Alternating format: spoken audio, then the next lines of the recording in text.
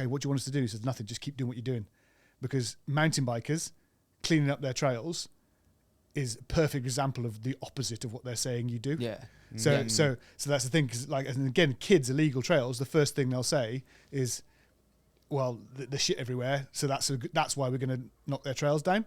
But it's much harder to say they really care for it. They So we should not shrubs. We had a fish pond. Yeah.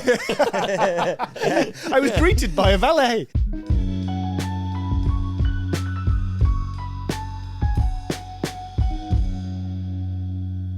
Davey, Yes. sometimes we have guests on that I am excited to speak to Yes. for many different reasons. But this one, I think our listeners are going to be. This affects every single one of us. I feel like this is a good audience for this guest. Would you agree? I totally agree. Cannot wait to welcome Dom Ferris, founder of Trash Free Trails. Oh, thanks for joining us. Hey, no worries. Yeah, thanks for welcoming me in this pretty cool old building. Yeah, nice, it's cool. isn't it? Yeah. It is cool. Yeah, we is made sure we nice. did the recycling before you came over. Yeah. Literally. Actually did do it. Actually did do it. It wasn't actually just for you. It was looking like a bit of a tip. Yeah, a contained tip. Right? Yeah, we've collected some stuff over the last, however long we've been in here, 6 months or something. We'd. Oh, there was just a pile, was a mound. It might have been. Yeah, okay. But hey, it's gone It now. happens. But I really mean it. I think that every single person that listens to this podcast is like passionate about riding their bikes. They don't have to be passionate about anything else. They're passionate about riding their bikes. And we all ride. I think it's just one of those things that absolutely kills me every time I go out, every time I see it. And it is just litter. And it feels like it's something that needs to be dealt with. I don't know. I don't know who's doing it. Maybe you can tell us. Yeah. Seemingly no one's doing it, but it's always there. Yeah. That's almost the start point, isn't it? It's like those questions we get all the time is like, who is it? Why did they do it? And then you get all these standard questions, like, why did they think it's okay? Or why did they put it in a bag and hang it on a tree? And actually, weirdly, those questions are still kind of unanswered. Yeah. And exactly, it's like, who's doing it? When are they doing it? Why are they doing it? And how, most importantly, can we connect with those people? And like you say, everyone listening to this podcast loves bikes, but they'll probably also love the places they ride their bikes. They're really special to them. Yeah. So it's trying to figure out how we can connect with those people who don't see the problem and show them what we see and hopefully bring them along for the ride. Yeah. I think it'd be cool to do a bit of a sort of full circle as well with this, because a lot of people will probably recognise the logo, recognise you, recognise the movement, recognise the sort of tagline that now has become Trash Free Trails. But like, where did this all start for you? And it's probably a long and, Probably in a bush next to a trail. Yeah. And where does it start? It's funny because like this morning, so I missed our team meeting today at 2:00 every Tuesday, Team Weekly.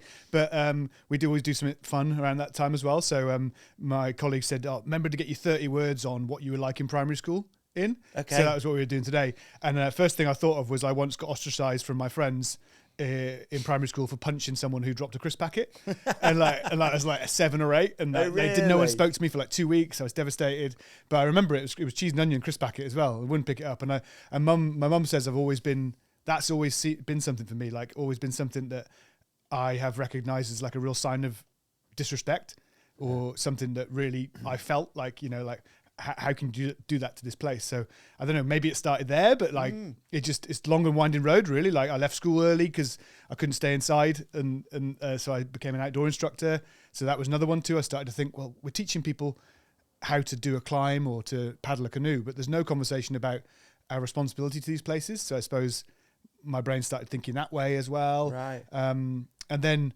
via a bit of time in America, working summer camps over there, and just like having a great time and realizing that it wasn't about the activities, it was about the relationships and about the places you were in. So it just started to tick along, and then I went to back to school when I was in my late 20s, and did surf science and technology. Everyone always does that smile. Yeah. It's like, that sounds like a really solid degree. Surf science and technology in Newquay College, Cornwall, and right next to the zoo there, I saw a raccoon escape once, and then Into the water. No, it was just climbed over the fence while I was sitting there doing work, and this raccoon was escaping, and they were trying to catch it. It's one of the best things I've ever seen. And but like I got my surf science and technology degree and just got totally lucky because that was like 2009-10, and a job came up at Surfers Against Sewage. Right. Okay. And at that time there was only 4 people working for Surfers Against Sewage. I think there's 65 now. And, wow. Yeah, and how it's like because it was going through, it had dropped off from its massive popularity in the 1990s, and it was kind of starting anew, and I got this job, and first 2 months I thought I was going to get sacked like all the time because I'd never worked in an office. I felt so out of my depth, and then they gave me, at that time there was only one beach clean that Surfers Against Sewage ran, and they said, Dom, you're going to run the beach cleans from now on. I was like, okay, I know how to do that. I know how to gather people because I'd worked in outdoor education, and that was it really. I went from thinking I don't know what I'm doing to this. I can do this. Do you know? I can gather 80 people together and I can speak to them as if they're a group about something that affects us all. And that was a real moment for me. And I suppose, yeah, I mean, I've just talked straight away to start with. So it's like, then that was the start of 10 years at Surfers Against Sewage. Was it? Man, that's mega interesting you did that. And when you lay it out like that, the ways that, okay, so one of the things I really struggle with, and these are all things I really care about, but when I watch a nature documentary and it goes into the bit, we all know the bit about how our world is, the effect we're having on nature and all of that, it just kills me. I don't want to watch it. Yeah. It's like I have this like knee-jerk reaction, like, oh, I know I'm not doing it. Yeah. But like, how can, I guess, was it difficult to sort of like make it fun or make it like to engage with people and not just be like preaching and talking down to people about? Yeah, I think it does seem to be surprisingly difficult. And that's the weird thing for me is I'm not entirely comfortable, like you guys haven't, and people don't do it often, but I'm not entirely comfortable being labelled or with the label environmentalist.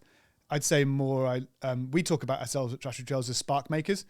So that's the thing I love the most is I love, especially if you work with kids, with behavioural problems or whatever, like myself when I was younger, and you can see they've never contributed, they've never done anything good, and go into, to a beach or to a jump park or a pump track and removing a bucket full of single-use pollution litter. You can see them spark. They go, I've just contributed. Yeah, I've just done something good. I've never done something good before. And then the thing about that is that we talk about like litter picking as kind of a gateway to wider environmental awareness and action. I've done something positive. That felt good. What more can I do? And definitely, yeah. Because I'm, for me, I'd rather do something than nothing. Or get paralyzed by the overarching problem. And just like I say, take a step and see what happens. And then maybe I'll learn how to take 2 more afterwards, and someone else might come along with me. Yeah. So while at Surfers Against Sewage, then you grew it from 1 beach clean to how many were you managing? Oh man, yeah, that was cool. Yeah, so it was that was Porthtowan, February 2010. That's the first one. That was the first one. Yeah, I think we were maybe doing 7 a year at that point. Right. I think because there's like some amazing people. I doubt they'll be listening, but like Steve Crawford up in Scarborough, who's been a rep for Surfers Against Sewage since 1989, still doing beach cleans every single year. Wow. I think he did one. And this year, I think it's like the 3rd year they're doing their 1,000,000-mile beach clean. Wow. So they're doing so many now that they can class it as a 1,000,000-mile beach clean. And I can still remember the stats each year, as we grew it each year. It's like, this year 37. And I got obsessed with it. And actually that's kind of a problem too, that I wanted to do something different with Trash Free Trails, is that I got kind of obsessed with bigger, better, and it became a bit relentless. Right. And again, it kind of went away from, more to like, we just got to get the biggest numbers rather than why are we doing it? Like why are we doing it in here? That's how it started. And my dream for beaches and for trails now is, can we do like 1 year? Can we harmonise, join in together, and can we cover every beach in the UK? Can we cover every kilometre of trails in the UK? But I think there's 2,500 beaches and coves in the UK. Is there really? And there's like 330,000 kilometres of trails, like waymarked trails in the UK. Right. So imagine a few years yet, maybe till we're there. We'll get there though. Yeah, 100%. So when did the mountain biking thing start to? Where does that come into play with working at Surfers Against Sewage and then? Well, I said the way around really. Like I grew up in mid Wales. Yep. In a little village called Myford, which is which is insane now because it's like, it's got, during lockdown, I remember sitting there just like watching Instagram thinking, that's the bridge I used to jump off when I was a kid, and it was Dunk Shore riding. Oh, really? And then I saw the Chris Kyle one where he's jumping off the side, and he keeps like missing that. That's Penland Hall with Robbie Mead and Penny. Okay. And then Tani lives just over on the side of the hill, and I saw Cade riding, in there when they were going out, and then Finn pops up now and things like that. I'm like, this is the village I grew up in and stuff. Yeah. So we started mountain biking and chaos as well, obviously there. And like I go to the pub the other day, and one of my old guys who's played football with, Phil Birchall, drunk as a lord, he was like saying, "Yeah, I've got this chaos digging my field up," and he's like, he told me he did some jumps, and I went down there, and I was like, "What the hell?" I was like, "They're bigger than you think, aren't they?"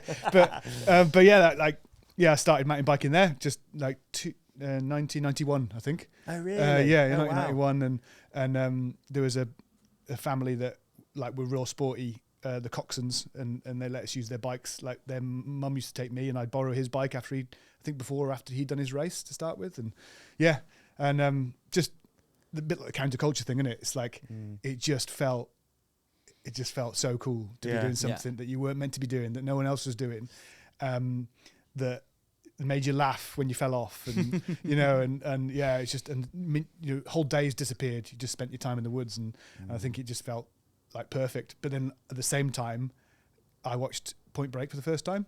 Oh damn! And that was a life changer. Yeah, really. Yeah. Oh my god! Just sitting there quoting it to each other, and I was like, I will be a surfer one day, So yeah, they were hand in hand for me. And obviously, living in Wales, it's easier to become a mountain biker than it was to become a surfer in the 90s. So I just bided my time. So you're doing both sort of symbiotically. You were surfing and you were riding, and you were. No, I think actually not symbiotically. They kept taking over. Yeah, because so I moved to Cornwall, and it's actually weirdly easier to surf or to call yourself a surfer when you got a hangover than it is mountain bike. Like mountain biking is maybe the worst sport I think to do on a hangover. Not the one, is it? It's horrible, isn't it? What's a hangover surf look like? You just paddle around. You just flap about. Cold water on the head. Watch nice. the multitudinous better people than you surf past you, and then get out again afterwards. Yeah. So, they I think they feel the same in terms of the way they make you feel about yourself as someone who's in the outdoors. But But now they're synced up a little bit now, because I moved to North Wales 2-3 years ago, and I'm able to, I'm 55 minutes from my favourite surf break, and I ride up my front door around one of the most beautiful places, Llynpaddarn. Right, around in front of a river. Yeah. So it's pretty nice. And the cool thing is, it's kind of going full circle after having left Surfers Against Sewage in 2019 now, is that we're starting to do little bits with them again. Right, and that's cool. Really nice. Like as an equal organisation, which makes me feel so proud. To think it was like this little pet project where I was borrowing things from the storage room that were going to go in the skip to start Trash-Free Trails. Like old bits of canvas that I'd been saving, and half almost run out spray cans to spray the first logos on stuff. Really? In the SAS office at night after I'd finished work. So, so then so I'd be. And it was my mate who's still there. He's like, that's why you were saving it, and you wouldn't let us throw it away. I was like, I needed it. Oh, that's cool. So it was a project of yours whilst you were still working at Surfers Against. Amazing. What a cool story. Yeah, that is cool. Yeah, and I think so. What happened? I mean, I spoke to you a bit about it earlier. It's like so I was going home. So in 2013-14, my dad was terminally ill, and I was going home from Cornwall to Mid Wales to spend time with him in hospital. And I started going, my mate Ross, who's actually the first Trash-Free Trails ambassador, he said, Dom, come mountain biking with us. So I started going mountain biking again, and I had barely been doing it for a while when I was in Cornwall. And I started going mountain biking again. It was just, hospital, go and stay at Ross's, go mountain biking, and just even now I'm kind of got little goosebumps about what it was doing for me. Yeah. And I think that was such a moment, because that was around the time that, when I did that first beach clean, I remember going to other places around the country, and people were like either aggressive, like, what are you doing here? Our beach isn't dirty. Or what's a beach clean? And you think about now, everyone knows, everyone thinks positively of them as well. Yeah. So around 2013-14, that was when, like, I suppose I'd call it like a bloom of awareness and action was going on. And I was right in the middle of it, and all these beach cleans, all this marine conservation conversation, building up to Blue Planet 2 when David Attenborough highlighted that. Right. And then I'd go mountain biking, and I'd see like a pile of. One of the worst moments I saw was a literal pile of bottles at the top of the Kumkan uplift. Right. Honestly, a pile, like, you know, maybe even touching, and it was just unbelievable. So at that time, it's just I was seeing these same things I was seeing on beaches, on trails, but it was like a deafening silence. Right. You know, there was a deafening silence, like as in like no one was even talking about it. No one was talking about it. There's no awareness of it. If they were, it was like the kind of blamey, shamey style, you know, like I struggle with scumbags. That one. Yeah, I struggle with that one. Yeah, a bit, yeah. So which is not my style, or not Surfers Against Sewage style at all. Yeah. So yeah. No, yeah. I think that I do. I'll be honest. I do really struggle. We got bike park near here that I've been big part of setting up and making happen, and it's just so relentless the amount that I have to pick up and move. Yeah. And I'm really excited actually to talk to you about it. Yeah. I also I try really hard not to be blamey, preachy, but it's just so difficult to get the tone right. I find it difficult to get the tone right when I'm there. I find it difficult to get the tone right when I'm putting messages out on a social media platform, whatever. I think what you guys do is so good because you do it right, but I can't work out how to do it well myself. Well, firstly, I disagree because I know you probably be uncomfortable by this, but like my friend tells me a lot about. Basically, you're known amongst us trash-free trolls as someone who does it for the right reasons. Oh, cool. Because almost you don't talk about it as much as you could, if that makes sense. Because you're doing it, and I think that's the way you're doing it for authentic reasons. Primarily the actual reasons. Yeah, absolutely. Yeah. And that's that balancing act that we've got to strike. We've got to strike that thing of like, it's great for people to see and be inspired by people doing these acts versus it feeling preachy, versus it feeling people turning off from it. I think for us, we spent, you asked me about the origins of trash trolls. We spent a lot of time, and we still spend loads of time now on kind of the whole story, so who we are, who we're for, what our end vision is, so actually what does success look like? So is that like a mission statement? Yeah, so you got your vision. So, so we talk about it. I'm obviously on a mountain bike podcast, but we're a non-profit organization. So we rely on people supporting us financially and us raising money however we can. We're for riders, runners and roamers alike, because that's another important one for us too, is that I'm on a mountain bike podcast here today, but anyone who uses trails who might want to use trails is someone that we need to be involved, and then it's okay, well, what do we want to see really by our vision for 2031? And I think we can achieve this, is that there are days, because I think to think we're going to get to a point where it's completely free is might be seen as unrealistic, but I think we can get to a point where the days when we can ride or run or roam trails of any kind in any place where you don't encounter it, because in some places we're seeing that now. So there are days when our trails are trash free. Like at the moment, you can go to Cairngorms, and that's you can have days that are trash free, but there's very rarely days I imagine you can go to your pump track and not see fresh trash, your jump tracks. Yeah. And wouldn't that be cool to one day walk in and go, and then to maybe know why too, because of the way that you've spoken or you've acted and you've inspired people and the kind of example you set. Yeah, makes that a social norm. I feel I'm doing it wrong, and I feel that you can actually help because, well, I do. I just feel super aware that I've like so quickly become a old boring person that moans. And I don't want to be like that. And I want it to be that really the whole thing is just for them. It's not really like, or it's for us. I want to ride there as well. But I feel like, you've got a good approach. I need to learn some stuff off you. Well, man, we'd love to come. Well, firstly next hour, but also we'd love to come and do something there with you, like do one of our Trash Mob Academy programs with everyone where you like. That's the thing too, is that if you can, so I suppose the simplest way I think about it is with the beach cleans, especially, was turn it into a community event. So make the litter picking is the thing that you're doing together. Okay. And the doing stuff together gamify. And then the other one is gamify. So or basically, if you can make life a treasure hunt, that's the way I was thinking about it. It's like again, the changing things on the beach cleans or on the trash free trail stuff is then whoever finds the weirdest thing today wins a prize, you know. Yeah, wicked. Whoever finds the most disgusting thing today wins a prize, you know, that kind of stuff. And suddenly they come and go, what's this? Is it weird enough? And I'm like, it's quite weird, but you know, and like they just forget themselves, you know. And I think that's adults and kids in total. I think, yeah, for me, gamify, and also essentially show them what they're contributing to.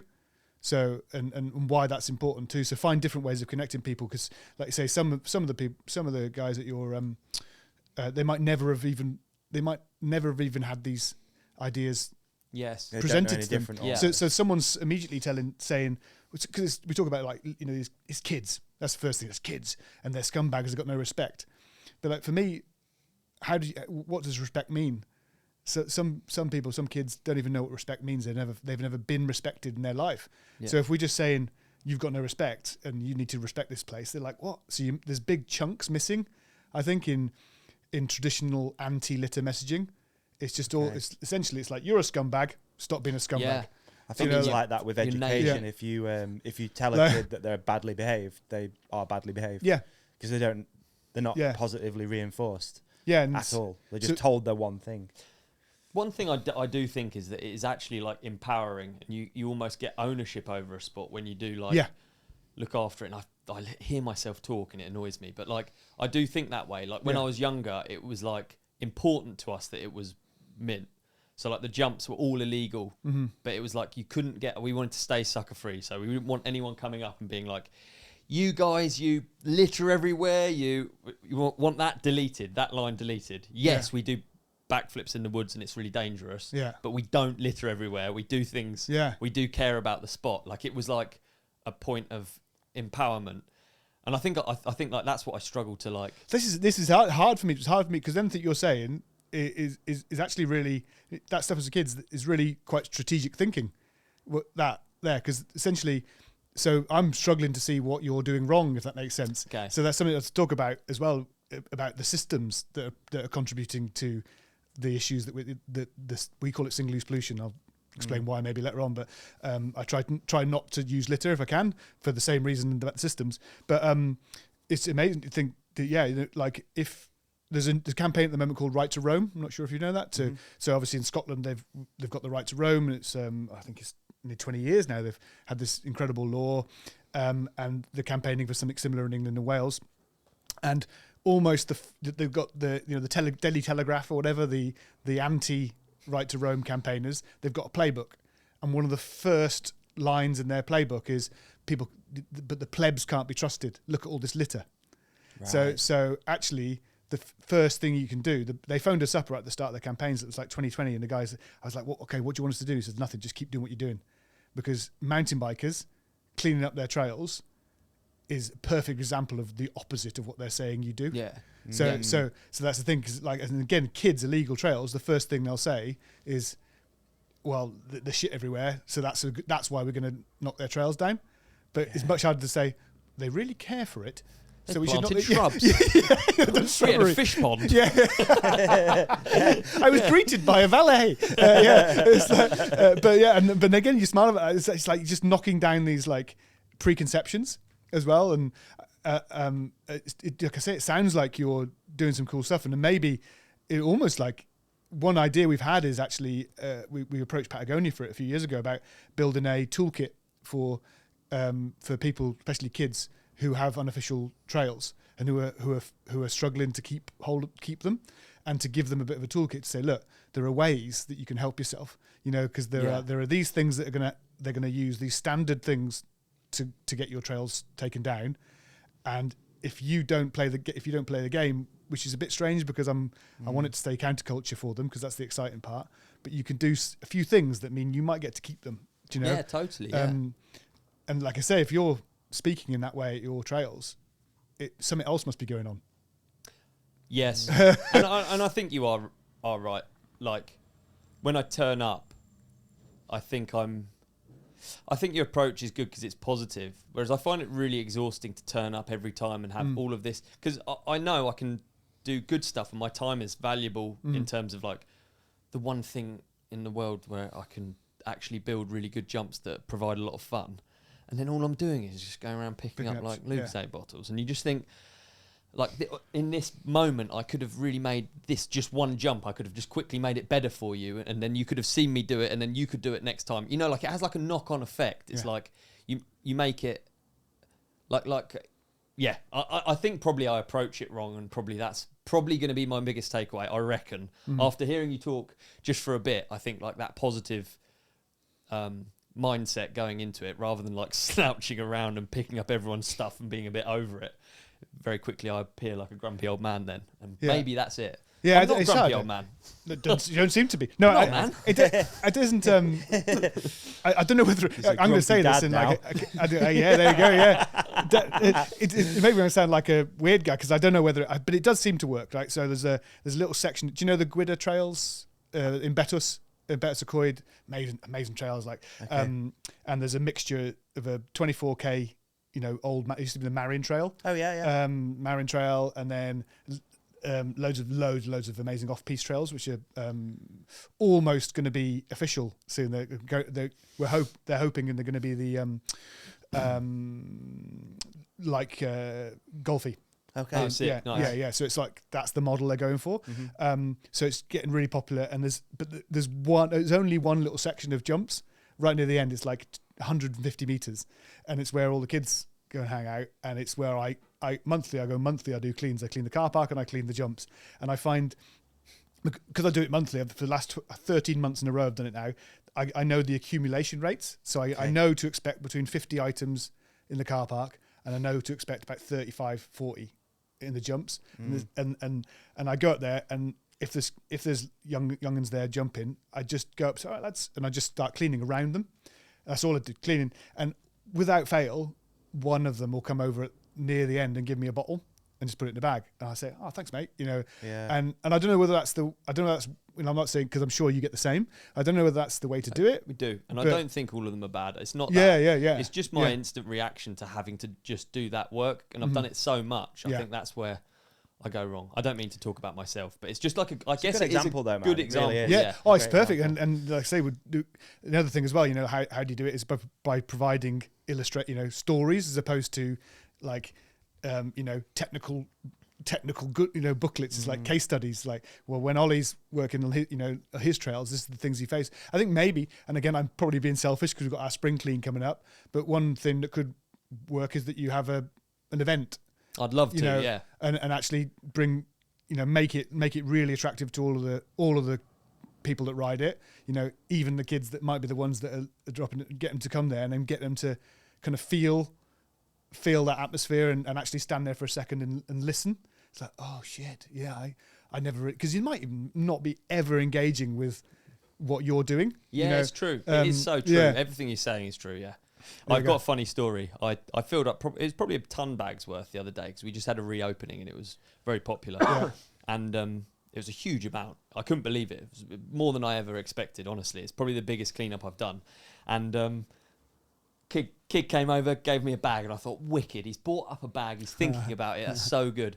Gave me a bag. Anyway, I filled the bag, and I had all these bags filled, ready to go back to my car, and then I try and put them in someone's bin on the way home or whatever. And I was leaving to go to the car, and he came over and he said, "Can I have my bag back? I need it for my Duke of Edinburgh." I want to say that he's picked it up. He needed the full bag to show. Oh. It made me laugh. It was like exactly perfect example of like gamifying it. Yeah. You know? He just let me do it. He's a smart kid, actually. He's probably going to be a good businessman. Yeah, entrepreneural. Delegation of tasks. Yeah. That's so good to mistake you as well. There you go, mate. Yeah. That made me laugh. Mate, this is fascinating, but let's quick break. Let's take a quick break. Break. If I'm being completely honest, my weekday mornings are chaos, Davey. I get up thinking I've got loads of time, and then suddenly I'm out of the door, coffee in hand, realising I've absolutely forgotten to eat anything. That's why I've started keeping HUEL Black Edition ready to drink in the fridge. Not here in the studio, which is why I have this visual representation of the HUEL Black. Yeah. I get you. Yeah, I understand. On days when I'm sprinting around, whether it's early meetings, filming, training, or just trying to stay on top of life, which I struggle with, I grab one on the way out. It's a complete meal. I can literally drink the whole thing Yeah. You know what I mean? I drink it, it's done. It's delicious. Yeah, it is. You're getting 35 grams of protein, 26 essential vitamins and minerals, no artificial sweeteners, colours or flavours. It's gluten-free and it actually fills me up for hours. And honestly, at about £3.50 a bottle, it's cheaper than most coffees people grab without thinking. Oh, thank you, mate. All right, then there's the HUEL Light Ready to Drink, which I've been using slightly differently, okay? This one's perfect for when I want something lighter but still want to be properly nutritious. Maybe mid-afternoon, after or before a ride. I don't want it a heavy meal, but I still need some fuel. Yeah, I need fuel for my rides, dude. I hear you know what I mean? dude. Yeah. The HUEL Light is 25 grams of protein, 26 vitamins and minerals, gluten-free, no artificial stuff, and just £3.25 per bottle. It's light on calories, heavy on nutrition, which is exactly what I want when I'm trying to stay consistent without overthinking food. The Black Edition and Light combo has basically become my safety net. RTD when I'm rushing, light when I want something lighter but still dialed. It's taken one big decision off my plate. Literally. See what I did there? Yeah, it's quite good, It's quite clever, isn't it? Throw me that, will you? Oh, yeah, sorry. It's your go. Not a problem. If your days are busy and you're trying to build better habits without turning meal prep into a second job, because it can feel like that, right? Yes. This makes it stupidly easy. Grab HUEL today using our exclusive offer of £10 off online with our code RIDE at HUEL.com. So that's literally just capitals, RIDE. What is it, Davey? It's RIDE at HUEL.com. What is it, Ollie?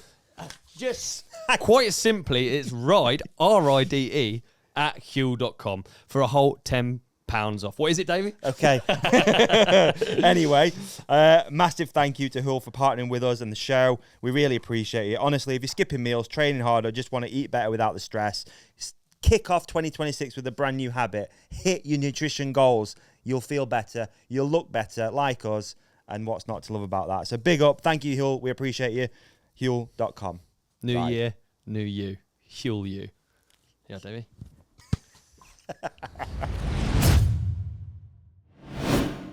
Great break once again. Absolutely. One of the best. When did this become like more of a business? I know we're jumping all over the place. Yeah. Obviously, there was a point where you left Surfers Against Sewage and you've gone all in on trash-free trails. I appreciate you addressing the chronology issues here. Yeah. No, it's fine. Someone's got to bring it back. Yeah. It's, so we're talking a little bit about the bottle, and I am. And maybe not to go too super serious now, but in like 2018, early 2018, for lots of different reasons, I probably jump in quite serious now, but it's important to us at Trash Free Trails to talk this. I had a breakdown, nervous breakdown, and ended up having to take some time out, and I actually went on sabbatical for 6 months and went on a trip around the world on my bike. Like I rode. Mates are going to laugh at me. I rode. Sorry, I rode Oregon Timber Trail, and they're like, "Oh, have you been to Oregon? Have you done Oregon Timber Trail in Tibet and Nepal?" And the idea behind it for me was, it was the first ever purposeful adventure for Trashy Trails, which has become one of our projects now. Okay. And the purpose of my adventure was to test trash-free trails, like in the world, to go and speak to people about it in different places and just see what they think. And I got some really interesting conversations. And also I raised some money, about £3,000 for a men's mental health charity. Brilliant. And that's, it's like and what I realized while I was away is, firstly, I wanted to do I wanted to go all in on trash-free trails. And I also realized, like I say, I couldn't do both, because Surfers Against Sewage and trash-free trails for me, probably because I'm not a totally efficient worker, professional, I have to spend all of my hours thinking about it. So like I used to walk, if I go for a walk on the beach, for example, I used to be walking along the tide line and I'd be thinking about things I could do for work. Yeah. Because I was in charge of the beach cleans and education program. I'd be like, "Oh, look at that. We could do that with cotton bud sticks, or we could, I could line the bottles up." But what I found was, during that time, my brain, all those hours were being spent on trash-free trails. And that wasn't really fair for Surfers Against Sewage anymore.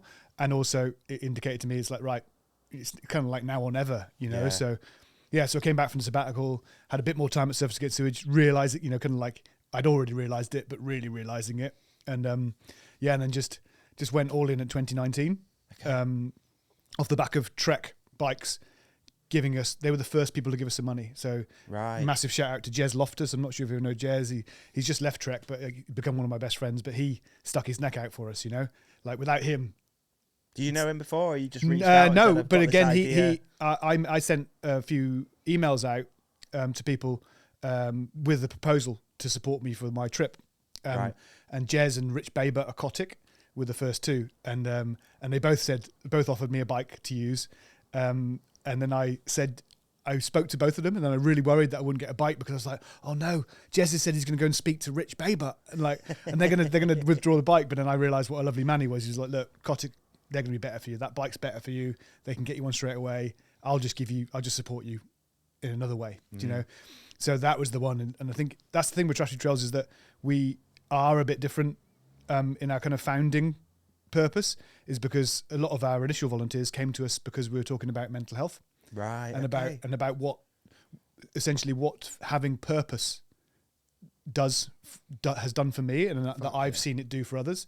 So that was something we really wanted to bring across into Trash Free Trails, be it with a kid who's disengaged from education and helping them find purpose, or be it a 45-year-old bloke who's just used to mountain bike when they were 20, but has kind of lost their way a little bit, and just using this this gamification, this undeniably positive act of protecting this place that you play in and with other people as this kind of leapfrog. There's this kind of like this gateway to different ways of thinking. That was 2019, and then so I was like, right, okay, I've got to leave Cornwall because I need to just I need to move in a way that people see me moving to make it happen, if that makes sense. So I left Cornwall in late January 2020.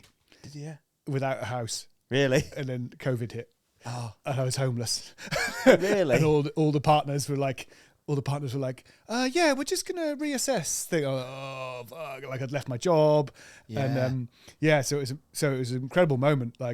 And again, Ross let me live at his house for a long time and let me use his office. And I just found myself like, it was maybe the most exciting time I've ever had professionally. It was the weirdest thing, because all I felt was after thinking about my family, of course, I hope everyone's going to be all right. I hope I'm going to be okay. What was the next thing I thought, and I wonder whether everyone else listening might think the same thing, is, can I still go mountain biking? It's literally like, that was the thing. It's like, can I still go mountain biking? Like, that's so important to me. And I had this little light bulb moment. It's like, well, that's the perfect moment to talk about how valuable trails are to us. Yeah. Because and then everyone understood that too. Everyone like that bit of trail I can access from my house during COVID has become utterly priceless. So I thought, well, I can attach all of the Trash Free Trails messaging to that, and then also attach that kind of like, just do what you can where you can, and if enough of us do that, then there'll be a lovely kind of ripple effect. So I find it really fascinating how clear you are about everything. Oh, it's really cool to it's listen really to, impressive. And I completely get it. Like if you when you simplify it again to that, because I remember the route. I actually did it for the first time in a few weeks. I got back on my bike, and it was like that sort of like, I haven't ridden for 3 weeks, and I got back on it, and I wanted to just do this familiar route. And it's just like, it feels like your route. It feels like your thing that you do to make you feel happy and have worth and all of those things. Yeah. And it's, and then we could also do things like you can observe as well, because lockdown helped us with that. Some people fed back to me like, oh, Dom, I'm not comfortable picking up the trash. I was like, okay, I understand that, because we don't know, about the vectors and that kind of stuff. It's like, well, okay, well, that's great, because we've definitely locked down for 30 days. So you're going to do that route every day for 30 days. A plastic bottle takes 450 years to break down, so it's not going anywhere.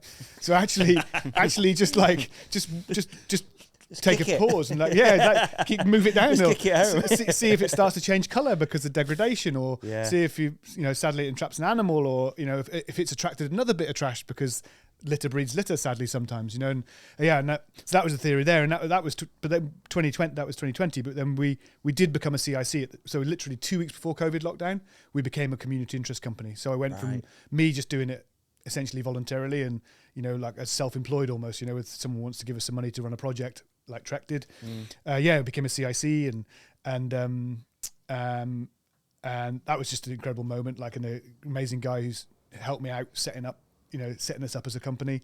And then our first employee is now our associate director, who Rich came on, and that's an amazing story too. Like he'd crashed his bike and almost lost his leg because he got infected in it, and he was like, Dom, our designer, Beth Breeden, who's Joe Breeden's sister, so amazing designer. If you've ever seen her stuff, like Be in the Big, please have a look.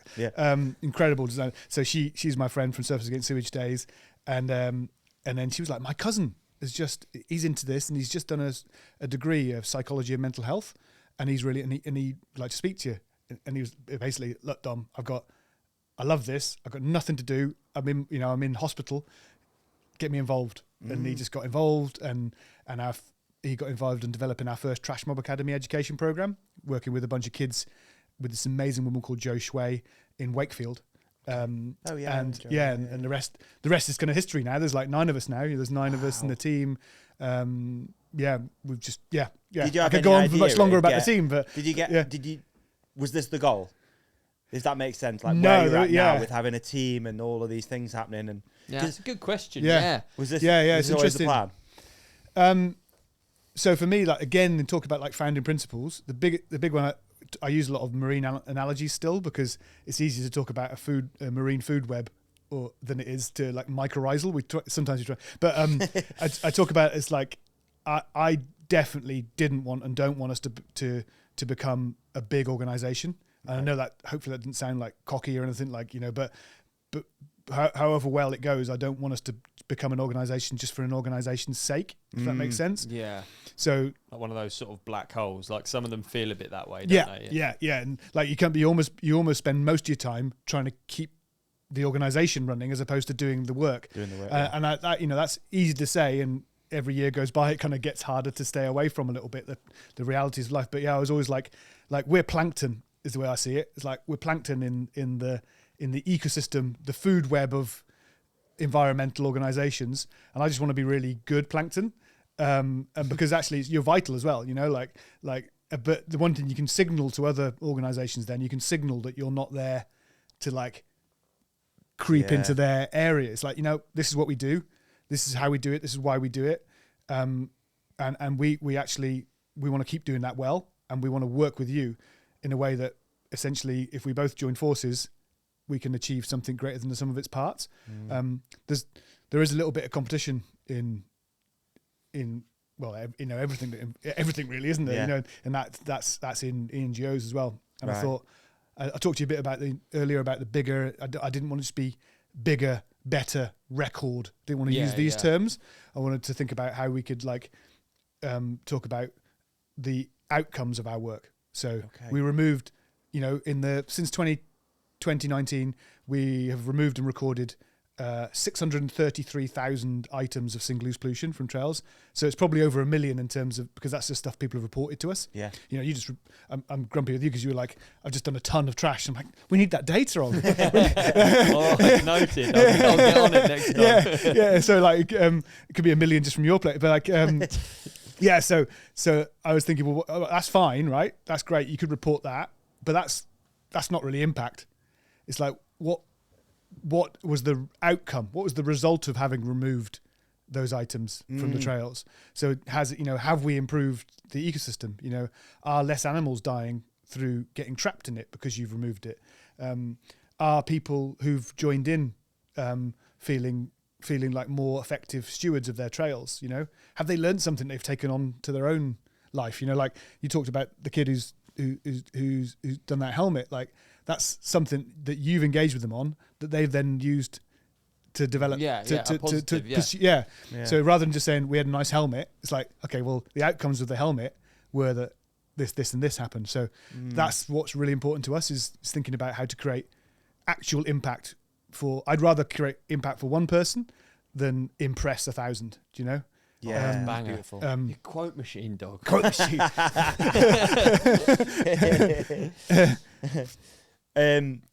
If it's okay, I want to stay on like this businessy bit for a little bit. Yeah. I find it really fascinating because, when you probably explain to someone, trash-free trail. It's about picking litter up, but there's so much intricacies that goes into it, and obviously running it as a non-profit, and et cetera, et cetera. But like to the point we're at now in 2026, what's been the hardest part of growing this for you and getting it to where it's at? Can I add another bit to my question? How sort of not welcoming, but like how supportive has the bike industry been? Like, do you think does it mirror what happens in surfing, or is it different? Which question first? I'll go the second question first. Yeah. Sorry. No. I think the bike industry, for me, and I don't want to be like, I don't want to be seen to be. I'll go with the positive. That makes sense. The positive of the bike industry rather than focusing on the negative. But yeah, it was quite quick and quite open, and I've been nicely surprised at times by seeming competitors who are really happy to work alongside each other. So Trek and Orbea, for example, seeming competitors. And actually, one of the words we use the most is fairness. So actually, in the early partner conversations, we'll just use that word a lot. Okay. Is like, rather than saying it's got contract this, agreement that, it's just like, look, it's just got to be fair. Like everyone's got to, if they're putting stuff in, it's got to be fair. So, and that's what Jez from Trek said to me, is like, I don't mind you work with anyone, but as long as they're contributing equally or to a, equitably, because obviously Kotick can't give us the same money as so that's been nice. And then I think it is kind of leveling off a bit. I'd say so. It does connect a bit now to the hardest part. I think the hardest part is now it's serious. Now, I started and I was homeless. I didn't even have a dog at the time. I didn't have a girlfriend. There was essentially, to me, there was no risks involved. We're just going for it. Yeah. Whereas now we've become an organisation who've got, Rich is just had a baby. He's now the money he earns as an employee of Trashy Trails is being used to support a life. So it's like that. I like, my dog eats nice food. I like so he can run fast behind my bike. There's all these things, and then there's young people coming in and starting their careers with us. Who I just think are utterly incredible, and I want to be able to treat them properly. Be a good boss and a good organisation for them. And so I think I'm finding that the hardest, because I am naturally more of a person who just jumps in a van and goes and does something. And responds to what's around, reacts to the things in front of me. So, planning things. We had a GDPR, General Data Protection meeting the other day, and it's like so important. And as soon as it's like so important, this got to do it properly.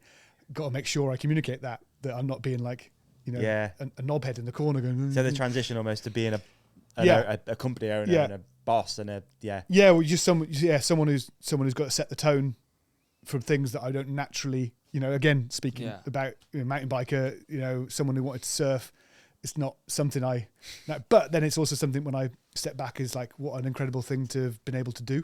Yeah. And then to have mountain bike industry be essentially the main supporters of that, it's something I've loved since I was 11 years old. Is pretty cool. Yeah. So yeah. And then doesn't even talk about trying to do my masters. That was a mistake. I shouldn't have tried to do a masters. Anyone who knows me listens like, I started that at the same time in 2020 because I was like, we got some money from Bosch. They were the second people to support us. And this thing called the State of Our Trails report, which is what anyone, please do. If you find trash, you can go on a website and you can report it to us. And then there's easy ways to do it and there's longer surveys to do.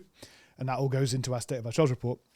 So I was like, for me, going back to like the founding of Trash Free Trails, what I realised there was a deafening silence, and then that was kind of echoed throughout the entire system. So actually, when I looked into it, there was no evidence, there was no data.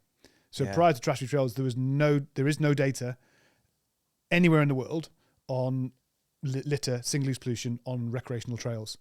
If you compare that to beaches. The Ocean Conservancy started in 1986, so they've got a data set from 1986 of the amounts of and the types of trash you find. Right. And in the UK, Marine Conservation Societies is 1994.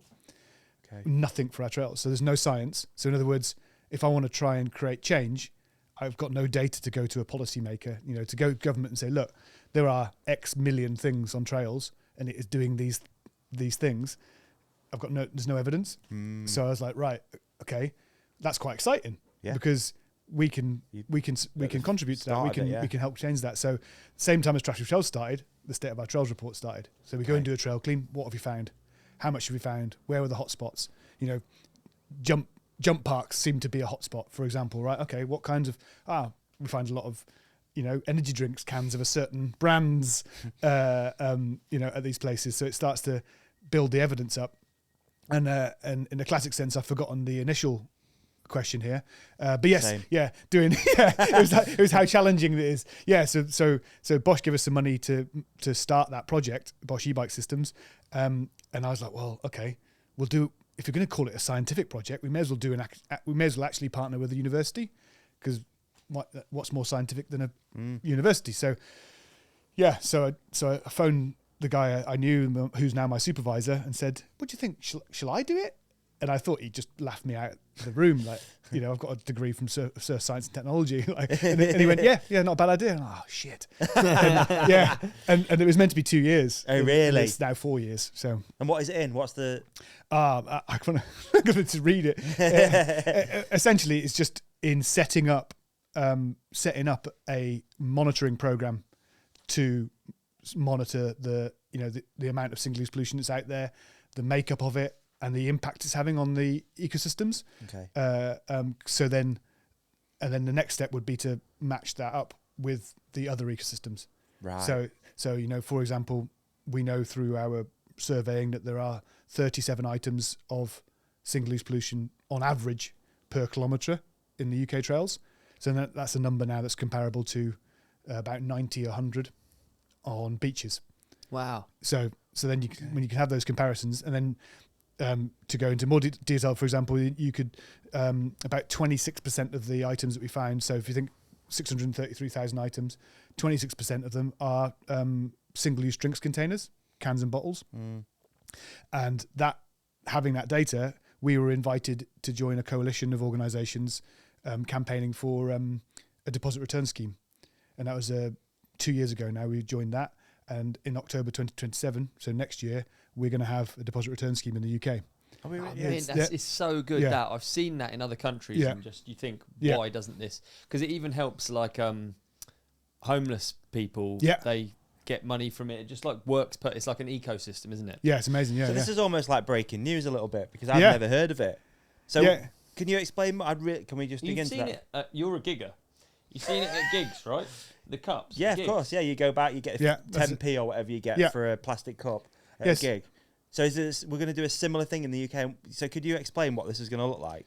Yeah. Okay. So I'm blown away by that. That's really cool. It's amazing, and a big part of our job as we see it, and with the coalition, is actually kind of like positive PR for it, because what will happen as we get closer and closer to it is some of the companies who don't want it to come in because it affects the bottom line will start a bit of a pushback. So that's why it's obvious. So for example, in 55 countries around the world, they have a deposit return scheme. And in countries that have it, like Germany, for example, they've got a 98% recovery rate. So in other words, 98% of all drinks, cans and bottles that go out come back. Wow. So they don't go into the environment. Okay. You know those German beer bottles with the thing, with the metal bit? And then they just go and they get washed up and used again, rebottled. Yeah. I mean, it makes perfect sense. Like a glass bottle is like precious. In my head, I don't know. It's like a thing that you have to be careful with. And then it just seems insane to me that they get thrown away. Anyway, I'm sounding... Yeah, well, we used to do it though, didn't we, back in the day? I'm trying to think, the soda company, bar Corona. Corona and Bar. Corona used to do it. So you used 5p to get your return. Yeah, you used to get you used to get your pop from the milkman. Yeah. And you'd send that back, wouldn't you? You get, you get and that used to be that wasn't nationwide. That was kind of like either around factory towns, bars, Corona, or municipalities. Right. So how it works basically now is you go and you buy in England. So in the England and Scotland, it's going to be just aluminium drinks cans and plastic drinks bottles, and you'll pay. It's probably going to be the same amount of money as well, so it's going to be about 25p. I actually might have an email with them telling us the price, because we're part of the kind of consultation forum. Oh, rad. So you'll just automatically pay on top of that 20p. So if they're £1 now, it'll be £1.20, and then you can take them back to any participating store. So that could be a massive supermarket or a hub in a village, because obviously there's going to be some challenges they've got with, if you live in a rural area, how do you get it back? And you get that money back. and it comes automatically. So you scan it in, basically these machines called reverse vending machines.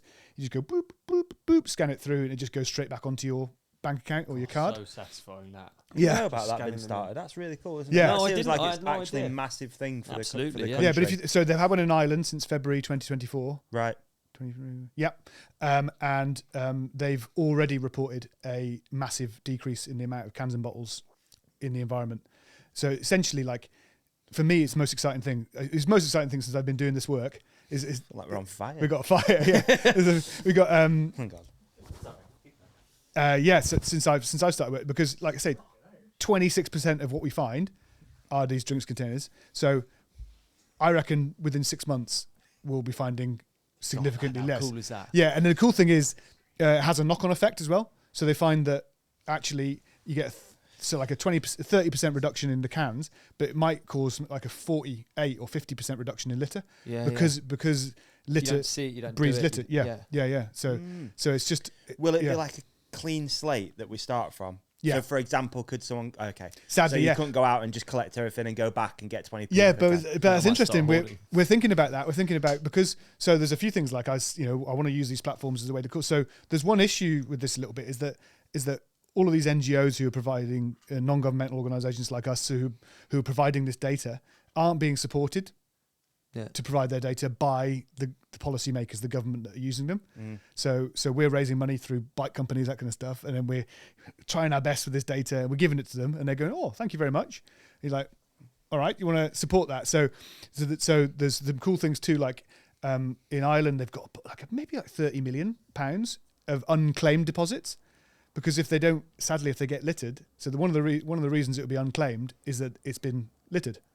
Okay. So because of the 20p hasn't come back, right? So if that money's there, why not use some of that money to support the organisations who are still doing the work to capture and to survey the stuff that is escaping? So it's like it's a real nice kind of virtuous circle. And like you say, Ollie, is that even if someone does drop it, there is a whole kind of sub business going on where like in Germany I've heard of some stories of homeless people putting on smart clothes to go into airports because the people who are passing through the airports don't know the deposit return scheme and they're just harvesting all the bins and then taking them out. Yeah. Oh, yeah. Exactly. There's no loss there. Yeah, it's such a win-win-win. So it's funny again because you think like right there. And I've been part of this since 2010 because we were doing Surfers Against Sewage, and in 2017 we almost confirmed having a deposit return scheme, and then Theresa May, I know it's politics, but called a snap election, right? And everything went just like that, gone. Okay. So we almost had to start again. So you think about how many bottles and cans have escaped into the environment since then, and what's really upsetting in terms of like linking it to people's trails and linking it to the ecosystems that our trails pass through. Is that so we've had about 2,000 people submit surveys. So they pick up the trash, survey what they find, send us the data, which is just incredible. And off the back of that, it gives us lots of evidence to lots of insights. About 27% of surveys are reporting animal interaction. So the trash they've got has been interacted with by animals, and about 5-6% of that animal deaths. Really? Yeah. So. And most of those deaths are through entrapment in cans and bottles. Yeah. So yeah, and we, again, like I always ask people to, ask you guys, if you think about the harm that plastic pollution does, what animals spring to mind? Birds. Oh, you got okay. Mice. Oh no! Well, you guys are okay. So normally this is nice because we're changing it. We're changing the narrative because normally you get turtles, seals, dolphins, whales. Okay. Yeah. And that's because like the narrative's been so well done by marine conservation. Yeah. But actually, like there you go, wicked. Yeah, like the straws in the tortoise thing. Yeah. The turtle. Sorry. Yeah. But the same thing has to be happening to our to terrestrial animals. We just didn't know. So again, that's what we're trying to do for Trash Free Trails is not to beat them, but to gain equity. Yeah. Of awareness. Yeah, I've found quite a few mice in cans, so that's my only reason I call it out. A pure this is like a stupid one, but if you want to do a test, I call it the sniff test, and it's one of the foulest things you can ever do, but it's quite funny. Is that, if you think there might be dead animal remains in a drinks container, the dare is to, can you smell it? Because sniff test, pass it oh on. my god, the smell is special. Yeah. Well, so you've got a huge amount of invaluable data here. You can actually hear its literal value, like it's actually changing things. I'm really interested in something that I don't think that you have the data on, but I think you probably have more of a hunch than probably anyone, and that would be intent. So I'm willing to pass off a lot of litter is not purposeful, and just because it makes me probably feel better inside. But I wondered if you had any kind of like insights into what actually happens and how it gets there. It's the thing I think about the most, maybe, isn't it? Yeah. It's funny because yesterday as well, I sent 2022. I did an Instagram post about all the different types of littering behaviour, and I'd come up with like 50, and then I thought, I'm sure I'm missing some, so I put it out. And this is back when I was just more or less just me and Rich, I think it was, and I said, like, I think I'm missing some. Has anyone got any ideas? And then Instagram filled in the gaps, because that exactly right. That's the reason we don't use the word. We try not to use the word litter. Sorry, it's because it's using it a lot. No. Because it's something we know so well, and it's such a catch-all term. Yeah, and it's so laden in like, excuse me if you like Daily Mail, but it's so laden in Daily Mail type perceptions. In other words, straight away, I can't understand why they do it. Yeah. I hate people that do it, and it's all about hate and dislike, and it also isn't what it is. So 84% of what we find is could be classed as single-use products. So that's the first thing, and I've just said a minute ago about the impact it has on animals. So it's also acting as pollution. So for me, the most accurate term we could use for it currently is single-use pollution. And then if you think about it, okay, right. So the first thing is it's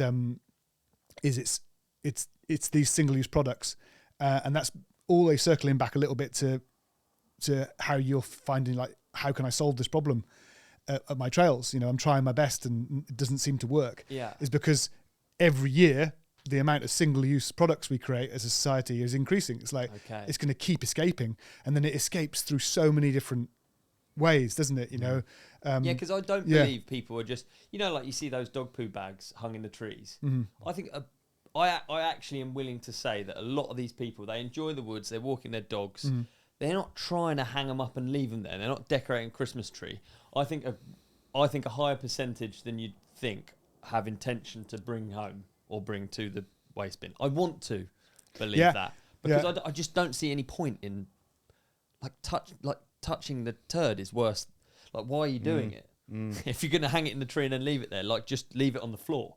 Yeah. Sometimes, I don't know. Sometimes it smells so bad, doesn't it? That's the thing. But that's one. And again, you got like loads of proper, solid psychological things going on too. So that's like disgust is a really powerful thing that protects humans. Like, it's why kids won't eat certain foods to start with, and because the disgust thing is a way of protecting them. So that kicks in with stuff too. So they find it they find it disgusting. So yeah, sure, you shouldn't be leaving it there. You should make sure you take it home. But I can understand why, because totally. So it's like firstly again is like not condemning people, because the minute you condemn them, there's no way back. It's like, well, you condemn me, fuck you then. Sorry, excuse my language. And it's the same for everything. There's like the other one too is like if you go, a village is a good one. Sometimes you go to a village in Cornwall after a big storm when everyone's put their recycling out. Yeah, there you go. Yeah. Right. So all of that is domestic recycling, probably from people who would not. Or a raccoon's escaped and gone through the fucking bins. Another one too. Yeah, shite hawks. So in Cornwall we call them shite hawks. And actually, I remember having this chat. Me and my boss at the time went and sat watching the surf, and there was a bin right in front of us, and there's really quite a beautiful photo that a famous photographer down there took, litter bin, and it's before they put those rubber flaps in, and someone came up, put the chips wrapper in where we were just watching the surf, and then all the shite hawks, the seagulls, the Cornish eagles swoop down and they're yanking it out everywhere, and it's all over the place. And then the seagull's gone, car pulls up, someone comes up just straight away into slagging off litterers. Really? Yeah. So straight away it's like, well, no, that's a systemic problem. Do you know? So Read again, the flaps. Yeah. So it's just. I never want to be seen to be, and I know that this is the one that gets people het up quite a lot. Shifting the blame from the person who litters, it gets people quite angry. Are you seriously saying it's someone else's fault? It's like, no, right? The primary responsibility for the thing is the person who's using it, right? But there are so many other things going on in that, and we call it shared responsibility. So these producers of these products are making huge amounts, crazy, insane amounts of money about it. They're spending insane amounts of money marketing it, but they're taking very little responsibility for what it actually is. It is a single use, and also what it's and what it becomes after they've sold it. Yeah. And they can take more, and they should take more. And yes, that's. Is there as well? Do you think a bit of the sort of out of sight, out of mind sort of idea? Because I'd like to think that with the dog poo example of them hanging in the trees, it's just the worst thing. But I like to think the majority of people is just flinging it, and it's just got caught in a tree because they're just trying to get rid of it. So I love this. We all got our little theory. Because you can't picture yourself doing it. I think that's what it is. I'm like, but where you see them, you're just like, how is it even? No one's gone up and actually gone like, oh yeah. No one's gone and done like, oh, there it is, I'll put it up there. I think people are just getting rid of it, and I think. Yeah. From what you guys do and whatever, going out and doing these trail cleans, do you notice that you can sometimes go to a piece of trail and it looks spotless, but everything's just further out? Yeah, well, So we clean. That's gnarly. That one. Yeah. The fucking is. Would you know do you know the Wrekin? Have you ridden the Wrekin? Yeah. Right. So we did a trail clean on the Wrekin on Saturday, and it's the fourth in a row, the same day. One of our amazing ambassadors, Ruth Finney, organises it, and then we go and join in. And Wrekin's amazing too because it's the closest proper hill to Birmingham, so it's and it's a proper hill too. Like it's got a summit, and people go there and they kind of bag it. But it's about, I think it is 2 kilometres to the top. I can't exactly. I counted I was on an e-bike as well, so I'm moving faster. I'd probably counted more if I was walking. 51 dog poo bags, full dog poo bags, invisible from the side of the track in 2 kilometres. And I know if I'd stopped, because it's so steep on the sides, if you look down, you can see all down there, like dot colour, because people are slinging them down. But yeah, that's the thing about it. That one is the borderline one, because one of our core values is to always be positive and never use blame or shame or guilt as a tactic for all kinds of reasons. You do a really good job of it as well. Even just talking to you now, this has felt like this is really eye-opening for me. Genuinely, it's really good. So that's for me, the dog poo bags. That's almost the hardest one to tackle, because that is very deliberately. There is very obviously a kind of, like I don't want to carry this. This is inconvenient for me. Yeah. So I'm going to do this. I think there's misunderstanding in language on it as well, because they're biodegradable. I believe that there's actually a large percentage of people don't think there's anything even wrong with it. They're like, it'll biodegrade. And I think actually that if that was taken off the packaging, I think that would solve. Yeah. That's like the bin flap. You know, like once you remove that, because I think so many people actually, they just like, it's all right. Like with lollipop sticks. If I'm ever going to do a bit of littering, it's going to be with like a wooden lollipop stick. Yeah, a cardboard one, I'm not going to do it, but like, you know what I mean? You just think, this is just biodegradable. It's fine. Because you're making a judgment, aren't you? Yeah, it's a stick. Yeah. It's essentially a stick. I'm just putting a stick back in the environment, and then wood lice are going to eat it or whatever. I think that's a massive one with dog poo bags. I think it's the fact that it says that word, and they shouldn't be allowed to put that, because how long do those things take to break down? How biodegradable are they? It's funny, man. Like you've inadvertently opened a window to a real ranty period thing of mine. Oh gosh, I've done it. I've made it negative. No, a positive one. No, I think it's because it's positive in that. So, right, trying to do it quickly. I'm not so good. No, it's good. In 1953, in Vermont, the Vermont Supreme Court, if that's the right term for it, state court, banned single-use drinks containers, which is nuts, because you think now, so these were banned, passed a law, banned it, because they had just started to become popular, and they were primarily glass, and kids were throwing them into haystacks as they were passing cars, and cows, livestock was dying, so they banned them. And Coke an alliance of drinks companies, including Coke, Dixie Cups, American Can Company, American Glass, heard about this and were like, right, shit, this is potentially dangerous, because after the war they'd identified convenience as the primary way to keep making the same amount of money as they were making during the war. Single-use products, right? So they fought that, and one thing they did is they created. There's evidence of this. I've included it in my masters. They created the litter bug.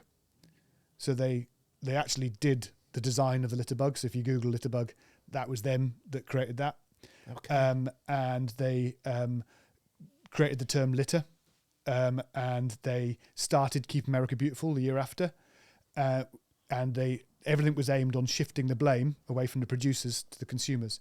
And it's a playbook they do with oil. It's a playbook they do with everything. Very deliberate shift. So Keep America Beautiful was founded by the companies that were making the most litter. So then anti-litter campaigns. So anti-litter campaign was created by the producers of the products to shift the blame to the end consumer. So you start there, right? You can trace tendrils of that all the way through anti-litter, all the way to bioplastics. So bioplastics are unregulated, completely unregulated right now. So put a bit of hemp in there, you're off to exactly, the races. Yeah. So they can say so it could be something that breaks down as quickly and as naturally as a native leaf. That's one type of bioplastic. The other one, honestly, is so. This is probably the hardest one to not be really ranty about. Is there's a company who I won't name, but bully environmental organisations into trying to use, and you know those 100% degradable bags. Have you seen them? The carrier bags with the trees on that you see people carrying. You might start noticing them now. Yeah. Products like that, they class photo degradation as biodegradation. So in other words, the sun breaking it down as biodegradation, but it's the same as normal plastic, and it takes almost the same amount of time as normal plastic. So that's like a loophole almost that they've discovered. Yeah, because there's no regulation, you can call it plastic. And the same companies who are making plastic are making these bioplastics, and then that bag is green, and it's got leaves and trees all over it. So yeah, so then someone who's just been given 20% of the information and has gone, oh yeah, cool, natural. Yeah, I'll just chuck it down there, and it's exactly. But then they're 100% to blame, aren't they? If that makes I hear you. Yeah, you're currently, absolutely right. Yeah, we blame them entirely, but actually, it's not them entirely. There is a whole thing going on, and if you want to solve it, so that's the other thing too, is that outrage solves nothing, in my opinion. Yeah, because generally. You write this down. Yeah, but generally, outrage is only heard by you're only preaching to the choir, aren't you? I'm outraged too, and then if the person who your outrage is aimed at hears your condemnation, calling them a scumbag, I don't know what you're like, but I'd be like, fuck you. Yeah. You're I'm not changing my behaviour, so it's doubly useless. So it's again, it's trying to. That's why all the way back to the start is like, right, can I. What is it? What is the positive reason that I care? Why? What is the positive reason to care? What can I do to show that I'm willing to do something about it? And how do I invite others to join in? I recently did a project with Focus Bikes, my sponsor, and we explored the idea of a thermoplastic recyclable carbon bike, basically, and it's really cool project. I absolutely loved it. It's a real shame that the bike didn't come to market. Not because I felt it was changing the world, but I just felt like it was a good message. It was something I could get behind. I really liked it. I really noticed the comments, the comments, the high chair comments. It's really interesting. It's probably something that you guys also have to deal with. Like it's like something's been lost in just doing something good just for the fact that it's good, or like just doing something just. Doesn't even have to be good. It can be completely for selfish reasons. Like me with the jumps, I don't want to sit in a pile of litter. I want to sit on the dirt. And like, I don't know where that comes from or where that started. That sort of attitude towards, you see someone else doing something that they just are interested in and think is good, and then you question it and you break it down to being completely pointless. And like, there's so much of it, I think, on the internet. I don't really quite get it almost. Probably Like, prevents people from doing good as well, Yeah. because you're just 100%. so like, It's like well, I'm just paralysing, going to isn't get There's no shit point. on for it, just for trying. Yeah. Oh, look at him picking up his litter. He's going to heaven. Yeah, it's a bit conspiracy theorist, but it's funny how that actually helps the system, isn't it? If that makes sense.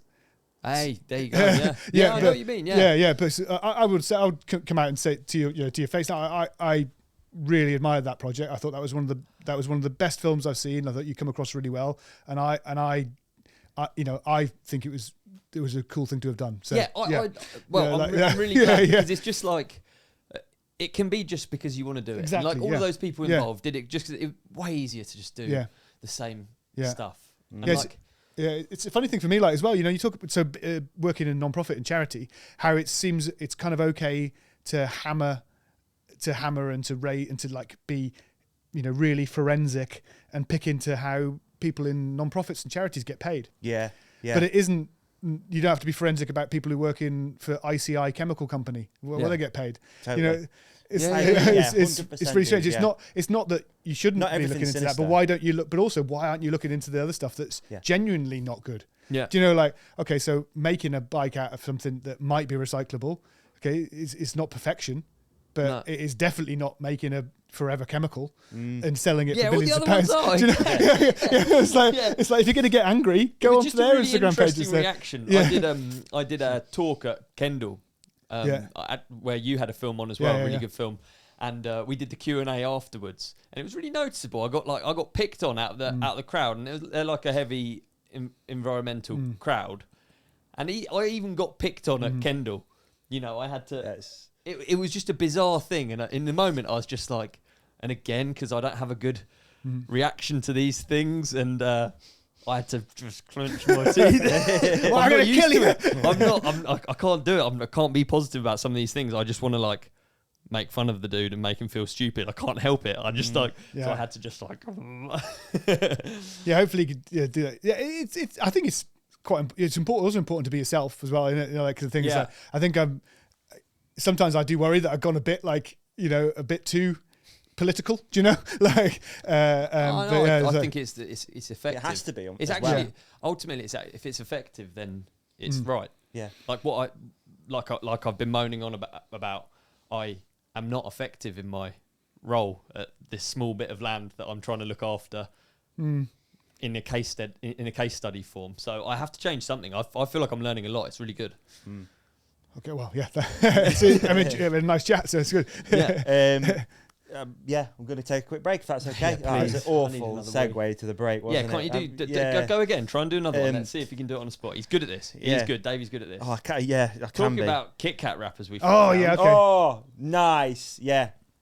Come on. Talking about Kit Kat wrappers we found, let's take a break. Yes. Davey. Ollie. Have you ever seen in the World Cup pits, you see the bikes all lined up, pristine condition. They've just come down from the run. And they're just lined up perfectly at the front. Yeah. And people walking past and they're getting signatures. And you just see those bikes and you think, how are they so perfectly upright, stable, and in fantastic condition? Also, have you ever seen me wash my bike at home and it's perfectly upright, perfectly still? Are you one of the people, in the World Cup pits? Not leant against the wall, not upside down, just perfect. In a stand. I didn't know you had one of these. There you go. Well, we're in the right place for an ad then, aren't we? We are, aren't we, mate? Yeah, absolutely. Introducing the Feedback Sports Rack 2.0 bike stand. And this thing is one of those things that I think you don't know you need. Oh, mate. Until you've got one, and then you think, how on earth did I live without this? You put your bike on the floor, pedal gets scratched, bar ends get damaged, you lean it against the wall, similar sort of vibe. You got brick dust on your grips. Levers get a little bit of a notch on. You want to try and keep it quite pristine. A lot of the scratches are from my bike falling out. When I actually think about it, they're either from brutal crashes or leaning it up against something and it falling over. Like in the garage, it's like everything's crunched together. And let me tell you, on the EMTB, when it falls over, there's actually quite a lot of weight. It's annoying, isn't it? Mate, Richter scale damage. Look at this. Yeah, it's nice, man. There you go. Yeah, the Rack 2.0 offers stable parking by the front or rear wheel. The Rack 2.0 bike stand is now able to accommodate bigger wheels. Will it accommodate a 32-inch wheel if we see them? We don't know, but you know for a fact it's going to accommodate up to 29er, which is what the majority of people are probably going to be using. The latest model of the painted rack design has, it's got a spring arm and a wide footprint for better stability. We can see that. It's taller. It's got a large pulley size, which boosts tire and width and capability by 4.5 inches. It's also adjustable. It's got these different holes here. Ooh. So you can move the pulley up and down. Interesting. It's got wide rubber feet. It's got an assembly tool included, which I was worried about because when I saw it, I was like, uh-oh, but it came with a little assembly tool. That was nice. It's got plastic-free packaging. Mate, it's got all the things. It really does. Ultimately, though, it keeps your bike from falling over and getting damaged, which is what we really want to know about. Absolutely, all right? So, yeah, that is it. The Feedback Rack 2.0 bike stand is available from all good bike shops. It's available from the Saddleback website, who are the UK distributor. It is available from feedbacksports.com. I've got one question for you. Please. We got 2 of these, right? And you've got 1. Yeah. What's happening with this one? I've got myself a rack. I think you've got yourself a rack. No need to be jealous, mate. Am I right? Right? You know what I mean? My bike keeps falling over. I need it. All right, you can have it. Cheers, Thank boss. you, Feedback. We appreciate you. Big thanks. Back to the episode. Mate, this one is the easiest ad read that we do. We're just going to speak from the heart. WORX have been a sponsor of ours for years, and we've both used the majority of the tools at this point. Absolutely. I've really sort of redone my house with WORX tools. Yeah, I've got a plethora. I bought in mine. Show and tell. This is you what? Sorry, yeah, it's show and tell. Show and tell. Exactly.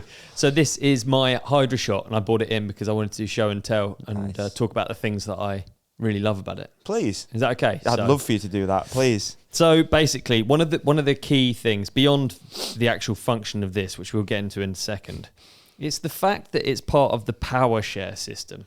Now, every single power tool I own, and whether that's garden, home, DIY, my chainsaw, trail building. I've got 2 chainsaws. Ooh. I need to actually keep my voice down, otherwise WORX will hear and they'll stop sending me anything. I'm spoiled. Yeah. But this power share, this goes in everything I own. So I can't tell you how easy that makes life. Yeah, I've always 100%. got something charged up. I'm not the most dialed with like having a set up charging area. So it's always good to know that you've always got batteries. Yep. It's true. Pop it in here in a waterproof case. Nice. There it is. And you're off to the races. Now, this I use attached to my hose. Yep. But previously, I've used it with the hose connection that goes into a water source. So you can do it from a bucket or a river. So you can have it in the back of your van Yeah. to clean your bike. Yeah. Super handy. Portable, of course. Like, I've done that before. I've finished a ride. I've been parked near a water source, whether it's a puddle or even actually taking water in Portaloo. a 25 litre drum. I saw Davey once Gave pressure it the washing. blue wash down. I dipped it into my bucket that I'd taken. Yeah. Washed the bike in the back of the van. Dry when you get home. Sometimes I even use my WORX leaf blower No, you don't. to dry a I don't have bike. a leaf blower. Gangster. I best It get on the is emails. so I'm cool. going to get a leaf blower on the go. But yeah, love this brand. Love the tools. Super easy. I mean, the Hydra Shot's become a MTB must, hasn't it? I mean, it really has. If you don't It's own become- one, you may as well not have a bike. Yeah, your bike's really going to end up landfill. Yeah, basically. yeah. This is actually the nitro version as well. So this is more powerful. Some extra beans. Some extra beans. It's got this like adjustable head, so you can adjust like the spray. Like any, I mean, we don't need to tell you what a pressure washer does. This does what a pressure washer does, but I can't tell you how good it is and how easy it's made my life. And I've been using it for so long. This is literally the easiest advert to do. It's so good. Before I had a hose fitting on my house. Yep. I used to live in a flat. Yep. I used to wheel the bikes into the flat. It was so annoying having muddy bikes. It just meant I had a muddy house. I got this. It literally changed my life. I'm not even joking. I could wash my bikes and I didn't have to live in a pigsty. And then I could get a girlfriend. Dude. And look at us now. This jet wash has changed your entire life. Yeah, it's meant that I can actually have a partner in life. I'm not just on my own with a muddy house. I mean, what an endorsement. It's mind-blowing, isn't it? Yeah, It is and mind-blowing. What's even better than that? So people can get a partner, change their life, Yeah. and save 15%. How much? 15%, dude. I Say mean, it again. the fact 15%. You're serious? I mean, the fact that they offer this product to general public as something you can just buy is ridiculous enough, and now we're offering it for 15% less. Mate, you'll never see a single mountain biker again. I mean, I kind of want to keep it secret a little bit. That's why I was a bit. It's the only downer about doing these ads. I wanted to keep it a bit secret. I don't want everyone to have the secret to my success in life. All right, maybe we're going overboard. We actually, do you know what? It's a product we don't really need to. The Hydra Shot is absolutely unbelievable. And you say we get 15% off. How do we get 15% off? Head to WORX.com, enter the promo code The Ride Companion. It's on screen right now. The promo code is flashing black and orange. The Ride Companion at WORX.com. Change your life. The Ride Companion at WORX.com. Yeah, easy as that. Seems easy. Is easy. Change your life too. Thanks, WORX. Cheers, WORX. Great break once again. Honestly, mate, I've got endless notes and questions. Like, we could go on for 3 hours, I think, with this one. But I was curious, like, what are the most popular things that you guys are finding out on the trails?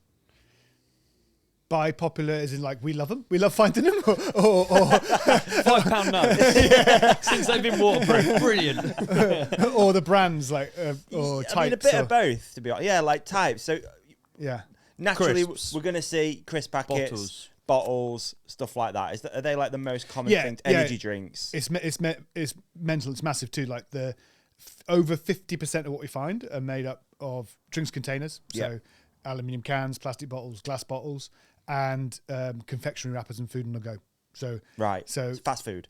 Food, confectionery wrappers, crisps, massive, and then like food on the go stuff. Yeah, so sandwich wrappers, that kind of stuff. But really, actually, if you just look at confectionery, crisps, and drinks containers, that's probably about.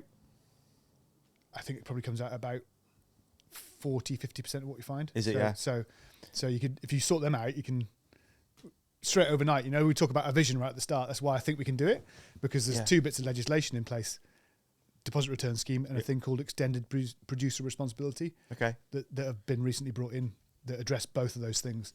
So I think one of the reasons I was really excited to do this was because the weather's been so crap and the trails have been so muddy. I've been riding my like roadie sort of toury gravel bike around quite a lot more, which obviously when you're doing that, you're riding along roads, and where I live in the Peak District, it's absolutely beautiful. But you start noticing way more litter because you're just obviously looking at the side of the road. And there's a running theme of McDonald's, insert other, fast food chain there. My idea, if you go through a drive-through, there must be a way of putting your registration plate. Is it only your idea? Are you sure that's it? Has anyone else had that idea? Yeah, it's been debated in Parliament recently. Is it really? Yeah. There you go. Mate, Great idea. Great idea. Why not though? Why not? How hard can it be So to it's just printed on the thing? Why isn't there just your postcode or your reg? Because if you go for a drive-through, you've got ANPR camera anyway. Good. Put the reg on there. Like there's got to be just one little thing that makes people think, because most people might just do it anyway. I'm not bothered. They'll never find me. But if it just 10% of people were like, "Oh, my reg is on here. I should probably take this one home." Yeah, I must admit, I the way you explain it there, I can't. I'd say maybe like just talking personally now, not Trashy Trails. It's not something that I feel myself really like inspired by. So I probably, but I can't see but you want to build like a kit, don't you, of things that could work. Yeah, exactly. So just receipt printed onto the bag with your bank details. Well, I think the way I've not heard it as really well explained actually, because I've only heard it about again. I like how you explained it, because you explained how it might nudge people to behave better. Yeah. As opposed to, I always use Daily Mail, but the Daily Mail reader, we can punish when we find them. Actually, they're most excited about finding the litter so they can punish someone, as opposed to like it not being dropped in the first place. Having people I love those ideas. Those little things, like you said earlier, the bin flap, or like just the tiniest things little that you can do that tweaks. Are like just because they're not really aggressive. They're just like small changes that are almost no harder to implement than if you're already printing a receipt on a separate bit of paper. Just print it on the bag, and then it's just so nice, isn't it? Or like, I actually wouldn't be surprised if that comes in, because I think it's been talked about, it's been tabled quite a lot in Parliament. Really? And then last year, so our local MP, who I met last year, Claire Hughes, she's Labour, brought it up in Parliament. So if you look in like, what's it called? I can't remember what it is to look up the things that have been talked about in Parliament. I'm not sure. Hansard. So Hansard, and you can type a search in and it brings up the things that have been, so you can see that. Yeah. But that's been around for a while, that one. The one danger of that people have brought up as a danger is that, again, the shite hawks pull your bag out of a thingy and then you get fined for it. So there's a few things to... Yeah, there's a few hurdles. But I like the way that actually it makes people just a little bit... Because I think... in the simplest terms, you call it carrot and stick. Then you say, what are some of the carrot things that you can use to make people behave well, and what are some of the stick things that can hang there, and try not to have too much of both, maybe. It just make you definitely put it right in the bin, wouldn't it? If it had your any sort of anything that links it back to you. Yeah. Yeah. I think, are you going to promote your bars or? I was going to, and then I pulled them down, but it was just, I think you know what, I got them down, them. and then I was like, dude, what are you doing? This is so pathetic. You're such a loser. You've got someone who's interested in the same thing that you're sort of silently interested in, and you're just like, it's like you're doing fucking show and tell. Literally, dude, you've caught me out there, and I bailed. But the example is, because it's just a small thing, so we printed the barcode onto the bar.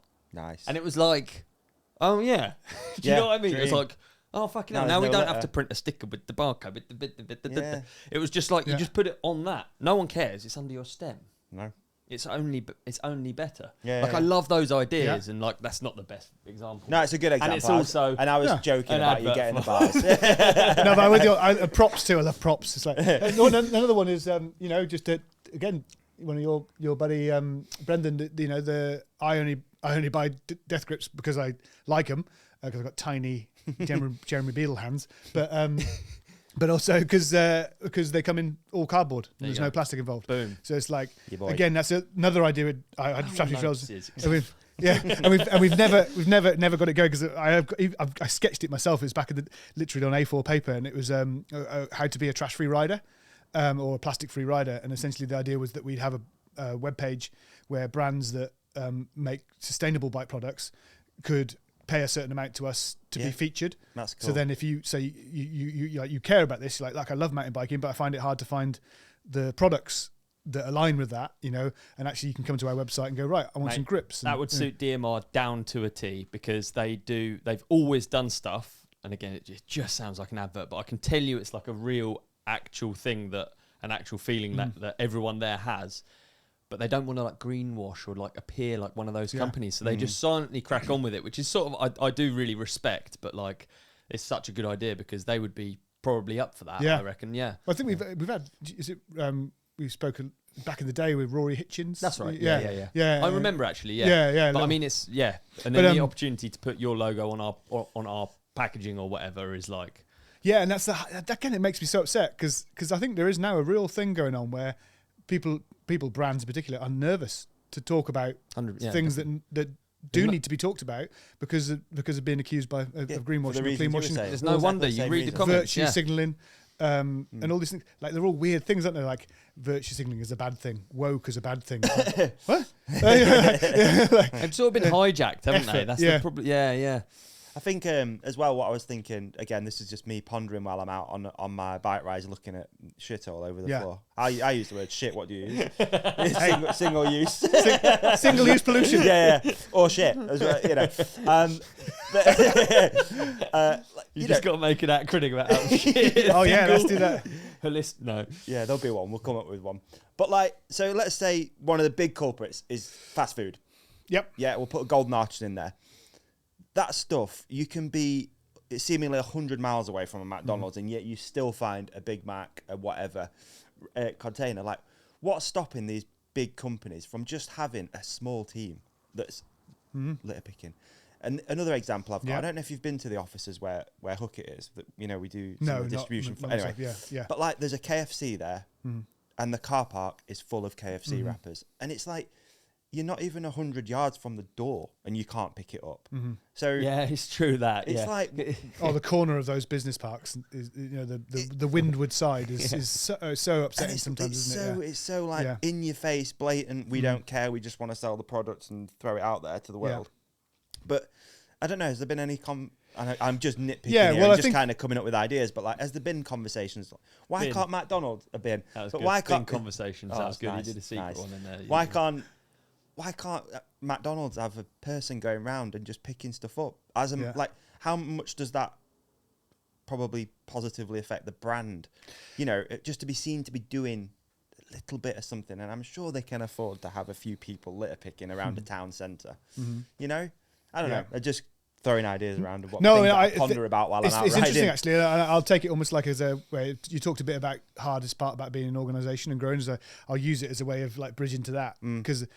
But the first thing is even though that there is the evidence that seeing a branded item of trash negatively affects the perception of that brand. Yes. But if it was really negatively affecting it, they'd be doing more about it. In other words, because people. So if it was actually impacting their bottom line, they'd definitely be doing something more about it. Yeah. So that's the first thing to think about. Is like, right, this is almost like you need to stick for the brands as well. It needs to be, which is why this it's hard to explain this legislation, but it's called PEPR, so Packaging Extended Producer Responsibility.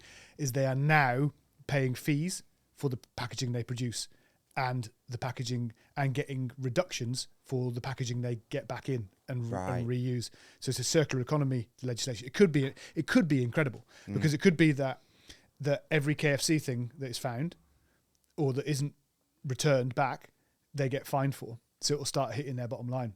Yeah, ultimately that's surely the biggest thing. And that's what we did. So we sent out invoices on behalf of our trails in November. I'm not sure if you saw that. Yeah, we went to Cadbury and because one downside to that legislation is that money that's being raised from that, because it's similar to the deposit return scheme, it's being raised for that isn't going to the environments that it's escaping into. Right. There's no money for trails. There's only money for local authorities. So we're calling on them to support us a little bit, especially if they're going to use our data to say how well their scheme's going. But sorry to answer that question. So the thing I'd say about is those ideas are amazing, and I always want to sit and especially in like have conversations about it. But at Trash Free Trails, we have committed, in this current time, we're always open to change, to focus on trails. Because what will happen is if we we're such a tiny organisation, and if we start to dilute our attention out into urban environments, beaches, rivers, international, we'll actually start to overstretch ourselves and have no impact, if that makes sense. So if you start talking about roads, that's a very different thing there, because the wonderful thing about a trail is that unless it's like unless it's something that's blown in. So I found a helium balloon in where we were riding Llangollen. Do you know Llangollen the other day? The trails that are like right out. That's what an e-bike was made for. And we found it. So no one goes there. Helium pink in the woods. Really? Right. So that's that, or like silage wrap, farmer silage wrap. Yeah. Other than that, everything that you find on a trail has been dropped by someone who has used that trail. Yeah. So it's a far easier proposition to try and tackle that than it is, like trash on the side of the road that's big, literally every car blows it 5 foot. Yeah. So it could have started off 1,000 miles back, or it could have blown off the top of a recycling van, or, so not that I don't care about that. It's just that actually, you know what? I don't think I'm equipped. Can't tackle all of it. I don't think I have the skill and the resources to make a difference on that. But figure out if we can make a difference in our bit, and then we can make contacts with other people, and we can start this ripple effect. That's the theory, if that makes sense. Yeah, totally. Maybe it's a bit lazy. I don't know, but no, not at all. Makes total sense. And you probably you've answered this question in a roundabout way, especially with the new schemes coming in and stuff with reusing stuff. But one of the things I wrote down last night while I was thinking about this was: are UK waste systems set up to deal with litter properly? So historically. You're like, historically then, so you go out, you do a litter pick, and you will recycle that and put it back in. But is that system, if everyone went out tomorrow and litter picked and went, oh, here you go, could we even deal with it as a small island? Or is it, I don't know. I don't know. What happens to it? Where's it? Can we even do it? I think it's one of those ones, when you get like a new job or something, and someone says to me, if you don't know the answer, just be honest. Just be honest and say, please send an email to my mother. Right? So I don't know like detail. I can't give you detailed answers on this one. Just curious if you knew. No, because I wouldn't want to. I can make some leaps through little bits of knowledge I've got, but I think we all probably most people know. Remember a few years ago there was a lot of news, wasn't there, about us shipping our litter off to faraway countries, course, and for example, China put up, what's it called, the Green Wall, like 5 years ago, where they stopped taking any kind of waste from outside their country because essentially it was just getting chucked in rivers and flowing back. Right. So there's evidence that and again I circle back to like since 1950 how much more plastic products we're creating. There's just nowhere for it to go anymore. But what's Wally? What's exciting about deposit return scheme, and especially in Wales, is that Wales, it's really cool. I'm really proud. I'm from Wales, and they actually pushed back on the UK government and said, no, we want to do deposit return scheme our own way, and we want to include glass, and we want to talk about it from a reuse perspective. Yes, because recycling doesn't, it's a little bit of a false profit. Again, it was another thing that was produced in the early 80s by the producers because people were starting to get guilty about how much shit we were creating. So they were like, right, how can we ease the guilt? Essentially, a lot of these things are about easing guilt. So wild old meetings, they must have. Sit in some meetings, you would be, your mind would be blown. It's like insurers, isn't it? Like how can we not give the money? Not pay out. There's a leaked internal Coca-Cola document in 2016. Sky, you can Google it. And you can see it's a presentation slide, and it has it's a threat matrix, and it has in most threatening, most needs to be attacked. Really, deposit return scheme. So Coca-Cola, right? So a Sky reporter leaked it. Within 6 months, Coca-Cola pivoted and supported the deposit return scheme because they've been found out, and it's hilarious. So what they're saying externally isn't always the same as what they're saying. You might notice I'm picking on Coca-Cola because they're not good. Just it's all lip service.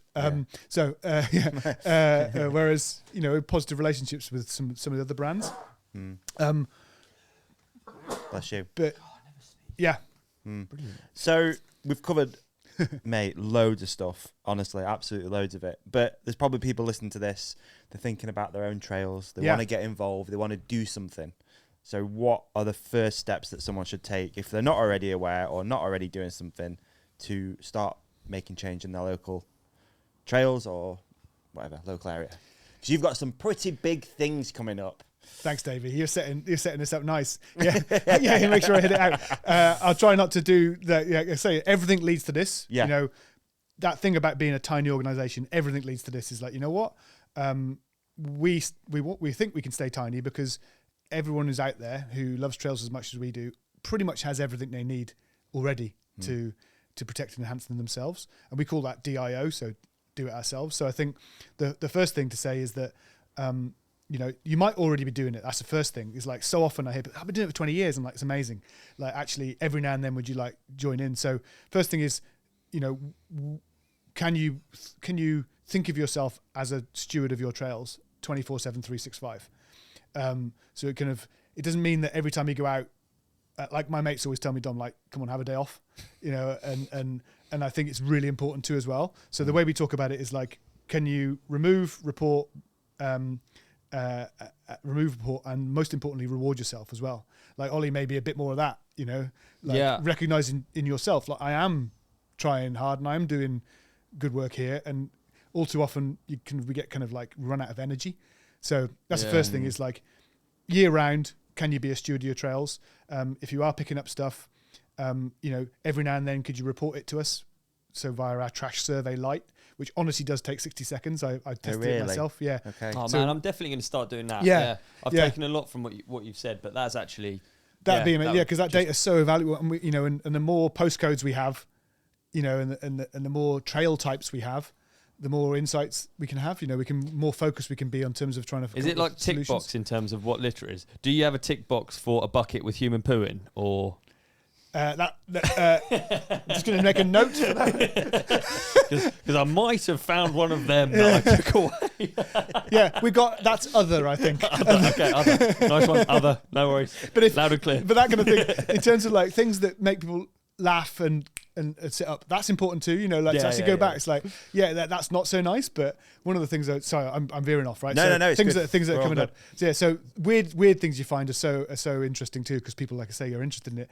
But then if you wanted to maybe join in with something first, or be part of something that's nationwide the first time you join in with Trash Free Trails, it's our spring clean on the 1st to the 10th of April. So this is our annual mass participation cleanup. It's coming up. Yeah, it is coming up. April 1st. That was the first thing we did. April 12th, but it might be 10th. Oh, sorry, April 1st to the 12th. Yeah, April you're right. 1st Sorry. to the 12th. Yeah. So how can I get involved? For instance, with our case study example here, S4P Bike Park, what can I do? Yeah, so first one is we've already got over 50 events registered. Yes. So a lot of those are being run by our ambassadors, our A-teamers, who are just incredible long-term volunteers, or our community hubs, which are like bricks and mortar representatives of us, and those two combined are amazingly powerful. So there might be one already organised near you. Go on a website and have a look at our map for that. Mm-hmm. If there isn't one, maybe consider hosting your own.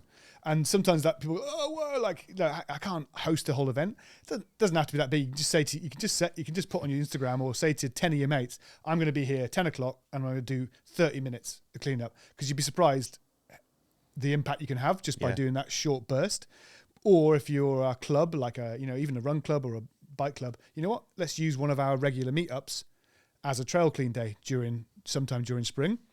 So those are the two main options. The other one then is this, like, you know what?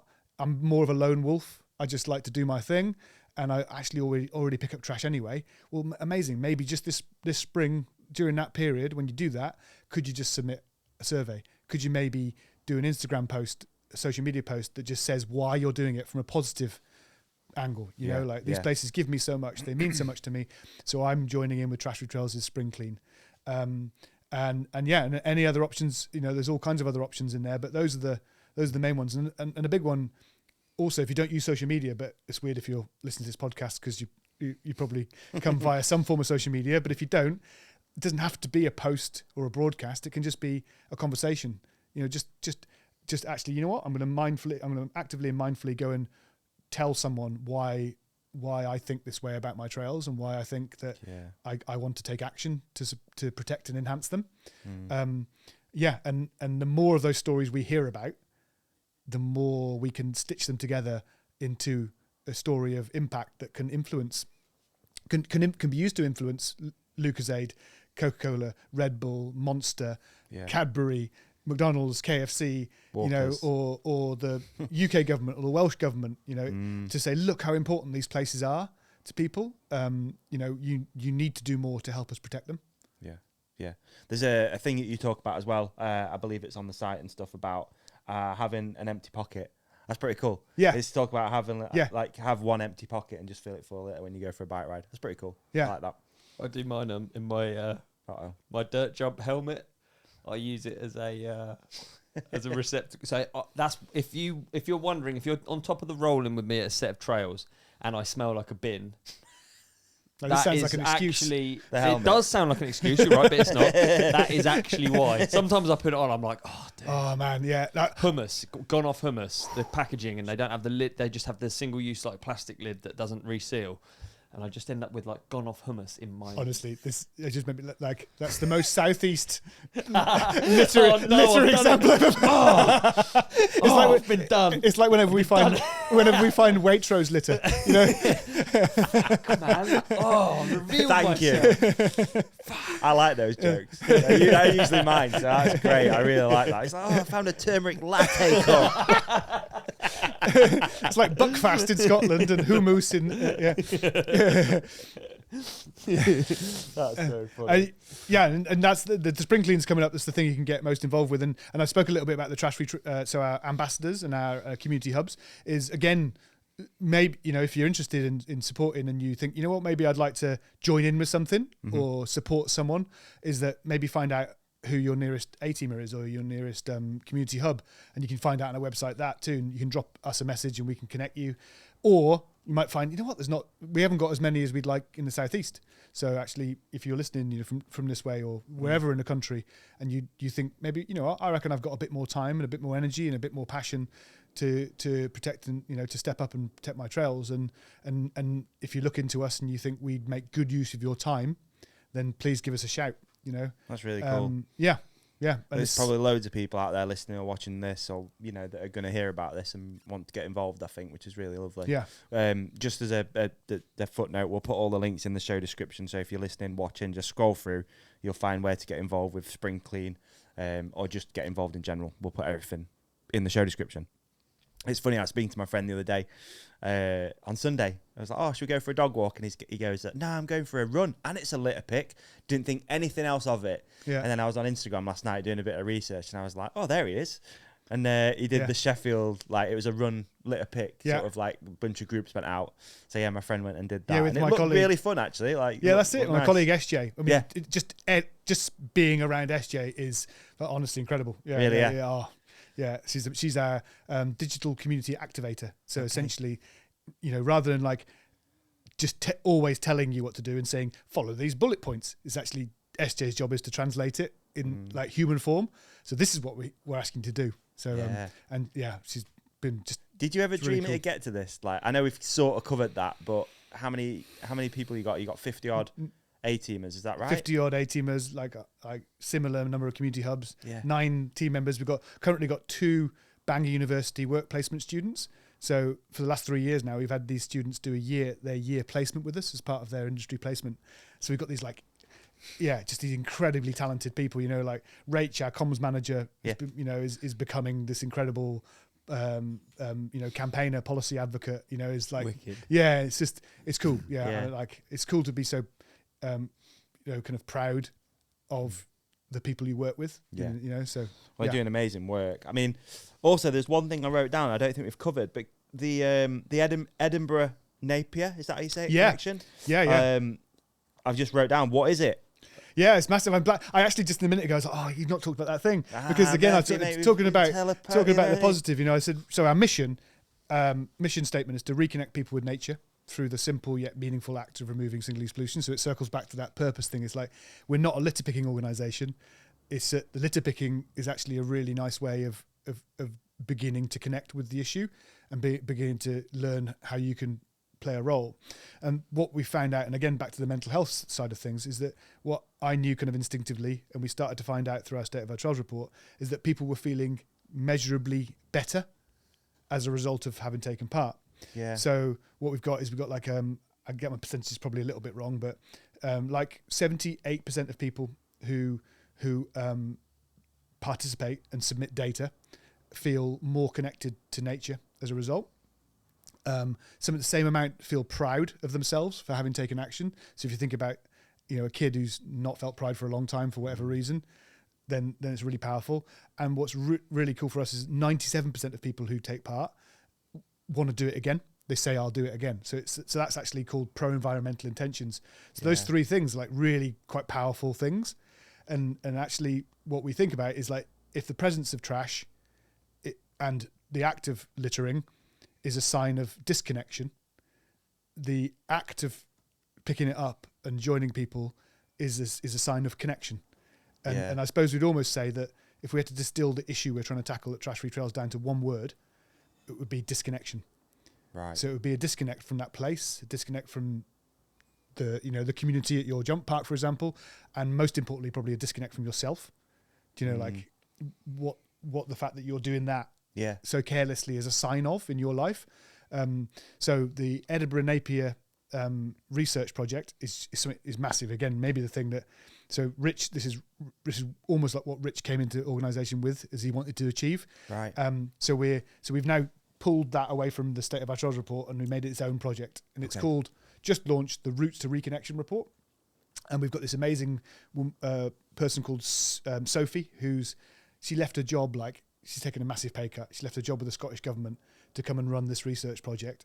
And we are looking into the well-being, nature connection and well-being and pro-environmental intentions, implications of volunteering for Trash Free Trails, to try and understand what's going on properly, and perhaps a big objective is to turn it into a social prescription model. Oh, really? Yeah. And also look at maybe creating a nature connection literacy, like carbon literacy. Yeah. So essentially the social prescription one could be, for example, in 5 years' time, you could go to a doctor's surgery in Leithen, up in Scotland or whatever, or near Bike Park, Wales, and you could be prescribed to go and join in with the Trash Free Trails Wellbeing Trail Clean. Wow. That's the ultimate aim of the research, is to try and understand the roots, the mechanics, and then bottle it. Because I don't know about you, but like, I know personally what it's done for me, and I've seen it in others, and I think the better we can understand it, the more likely we are to achieve our mission, and hopefully have some wider effects as well. Yeah. So that's the one bit I struggle with doing it, if I'm being totally honest, is I did it not that long ago, maybe last week, up near me. It's not a trail, it's just a lay-by that people sit. It's a beautiful view, and there's just single-use pollution all over. So I went and I litter picked it, and my little thing that I've got, again, I'm not trying to get, blow my own trumpet, but whenever we get a dog food bag, it's 15 kilos. When that's empty, fill it full of litter, put it in the bin. And I feel like I've done something useful with that dog food bag. So I went up, picked it all, looked really nice, drove away, probably drove past 2 days later, same again. Yeah. And that is what I struggle with. Then I'm just like, why did I even bother? Yeah. What was the point? And it's sort of similar to what you're saying, actually, isn't it? You're just like, why? Like, I would, yeah. I think like it's like one of the biggest questions. I can only talk in an example. If you pick the shit up, Starburst, for instance. Starburst is like a little packet, and then with loads of little packets, and I have to pick all of them up, and they're all scrumpled up and all wet, and they've got sticky bits in. Horrible. I don't enjoy that bit. It's horrible. And then it made me think, all right, well, how could they improve? I was just in my head, I don't stop thinking about annoying, stupid things when I'm I was imagining, okay, well, if you got Starburst and you just put all of them in your mouth and you chewed them up and you rolled them into a ball and then you sold it as that product, I mean, there's no way I'm buying it. It's like the most horrible, globulous bit of plastic mess. I mean, because I've picked up all of that litter, Starburst bits, I don't buy it now. So it's actually had like it's had like a positive effect. So you vote with your wallet, right? Yeah. 100%. So like, sometimes some things turn up and you're just like, why is there all of this like individual endless packaging and stuff? So then it has like it's sort of like endlessly positive. And I completely hear you with all of these, like how it makes your mind feel better when you're actually doing it. But I think it has more of a positive effect than that. And like, I feel really good that I don't buy Starburst, for instance. I would be really happy if they went out of business, actually. And if they changed it, maybe they put it on a little wooden kebab stick and wrapped it up. Hey, now or anything. That'd be actually, do you know what? That's not quite bad nice, idea. yeah, Starburst lolly. I like Starburst, and you could eat off the kebab stick. It'd be quite nice. But I'm literally picturing. But I mean, are there like I've completely lost my my train of thought. What sort of like things have you picked up that how do you vote with your wallet through your work? Because Great you've question. got the biggest, like, Wallet. it's sort of the easiest way. To be honest, I'm loaded. we talked about like joining in these litter picks, but like the easiest way really is to actually like help, like that's almost like first base, isn't it? It's like, don't bring a can of drink with you on a trail, or don't bring something that can fall out of your pocket when you pull your keys out, or don't like I'm lost. I've got a bit lost here. But do you know what I mean? I'm pleased you brought it up, but sorry, Dave. I want to just what's funny, and again, I don't want to get into the branding side of it, but you have these brands that support the sports that we love, right?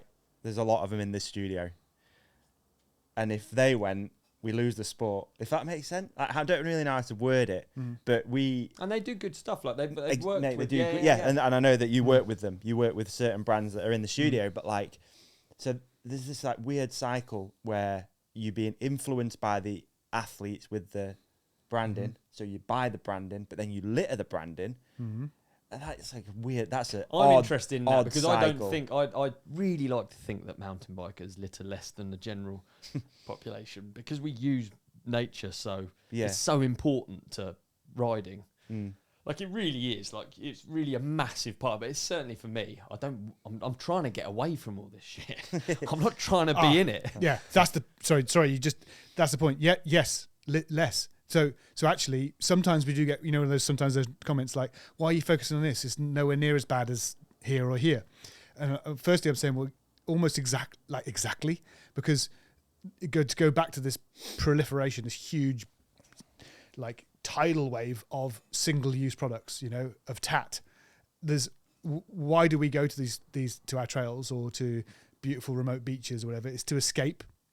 It's to connect. It's to be in pristine nature. Yeah. So if that kind of encroachment of single-use pollution, of trash, of shit, is just everywhere, where do you go to escape? Where do you go connect? So in other words, that negative feedback loop just gets worse and worse and worse and worse. It's like there is literally nowhere to escape it. Therefore, that means that's the norm. So I think that's why it's most important to us to go, right, can we protect these oases, away from the shit and then start to push back. Like for who? Ourselves. It's what's the craziest thing about it. Like yeah. It's literally for you. You don't have to sit in your own shit. It's exactly. Yeah. Well, this way, come back to this nature connection stuff, right? So the UK, we just launched this project. The UK is 59th out of 60 in terms of nature connection in the world. So in other words, second lowest, second most disconnected from nature in the world, which is just insane. So it's another reason. And what factors? What makes it that? Oh man, like there's I'm only in terms of getting too detailed. Was access to nature is a big one, So we're quite we're a tight country. There's not so much, and also you got the historical lack of access to green spaces because of the right to roam stuff. Yeah. There's a really interesting thing, like a recent study came out about how there's a correlation between colonial countries, weirdly, and industrial countries.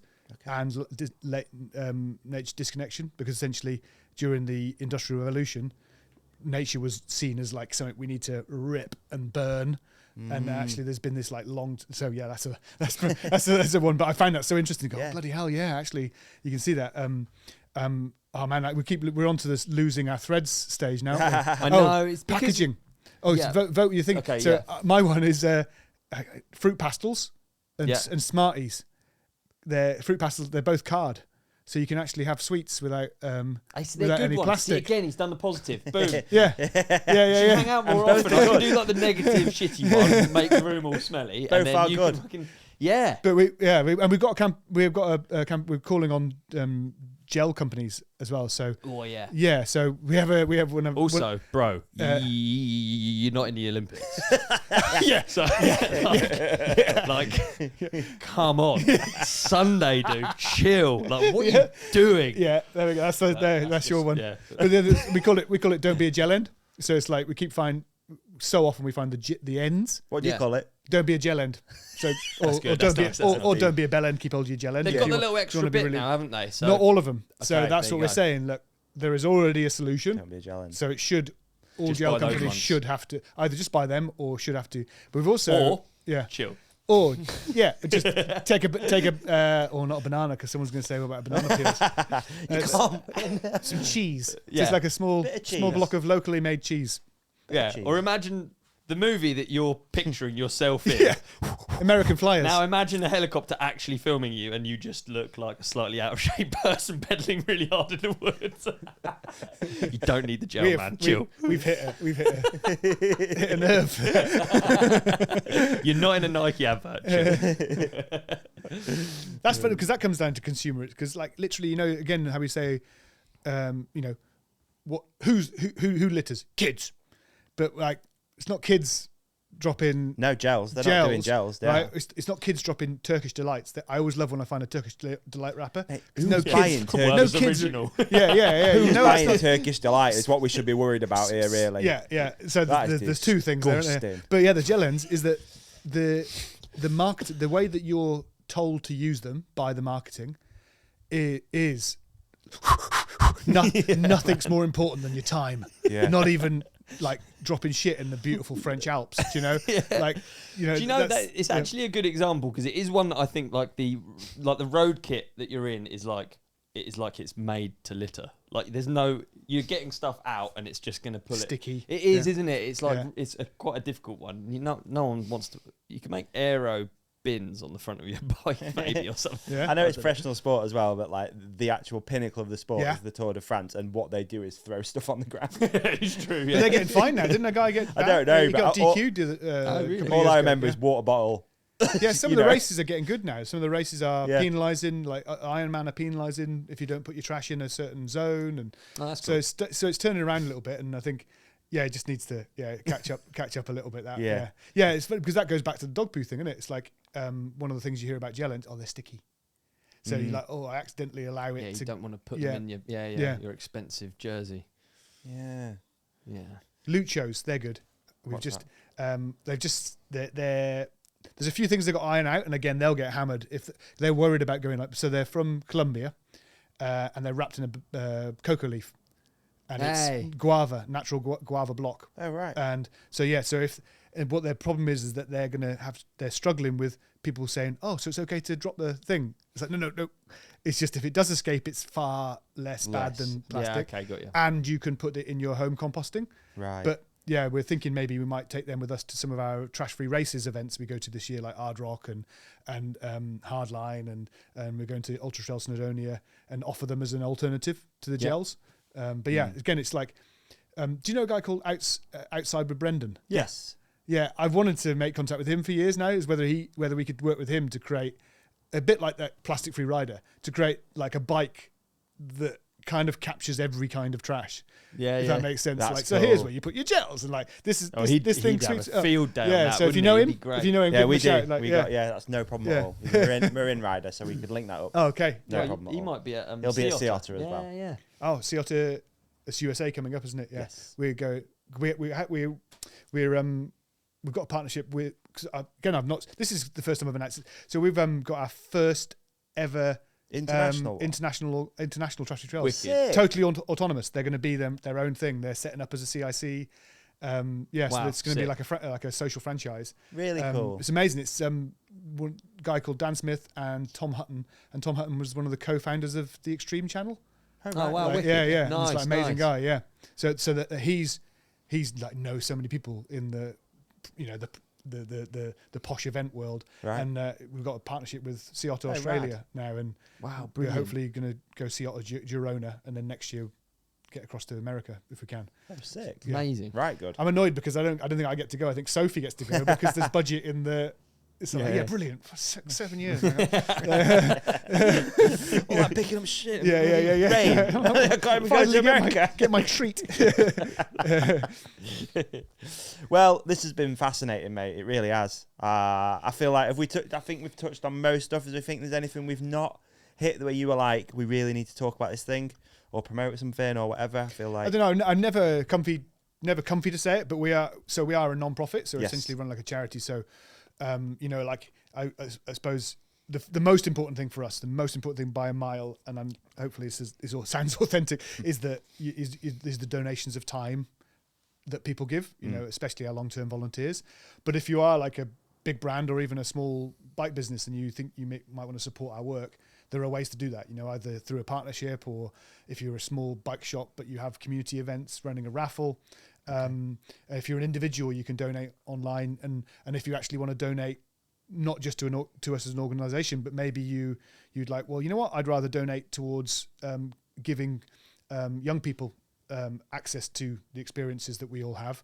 We have our Purposeful Adventure Fund, which is a ring-fenced fund, and it's purely to be spent on our hardly reached communities work, which is essentially making sure we can get a minibus to central Wakefield to pick up a bunch of kids and take them mountain biking and get a pro rider to join them and get a whole fleet of bikes and that kind of stuff. So yeah, essentially mostly donate your time. Yep. Join in with the Spring Clean. But if you want to support us financially, then that's incredible, because amazing. That's how we get ourselves down here to speak to you guys. Yeah, and all details are on the website. On trashfreetrails.org. Yeah, Cool. and our social media is at trashfreetrails. Awesome. And there's merch.